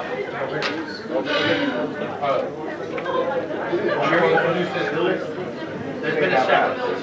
Come on, Dan. There's been a second. Well, Jerry, Dan, sorry, Rick seconded for the purpose of discussion. Is there any discussion? What do you want to know? Well, I'd like to see, who presents, petitions and who's running for the office and everything like that. We have a candidate, a viable candidate, which they can start right, next week. So let's just see what happens after the filing. All right, I'll withdraw my motion. Okay. It's in July. Really? We can wait till November. Yeah, that's all what they want. I withdraw my motion. That being said, at the suggestion of Councilman Quaid, do you want to instruct the supervisor to coordinate a time convenient to both the town board, and if so, either the Village of Kiryas Joel trustees or members thereof, for a meeting to be held at a convenient location at a set date. Right now, I'm looking at Wednesday, July 23rd. If that's convenient for the board members. In the evening, 7 o'clock. I mean, this is, again, I need the board's guidance on this. I will support that. We're going to need a much larger room. Yeah. Can we have it earlier than that or no? No, that should be, no. Okay. So it's a board meeting, it's an evening meeting. Where you want to have, we got to have a larger venue. We might have to get a larger venue. Yes. We'll ask security to check a few places out. I thought you did already. Round and round. Round and round in a circle. School offers. You're authorizing. Yes, we're authorized, I'll make the motion, we authorize you to set up that meeting between the village of KJ, governmental authorities, and the town of Monroe.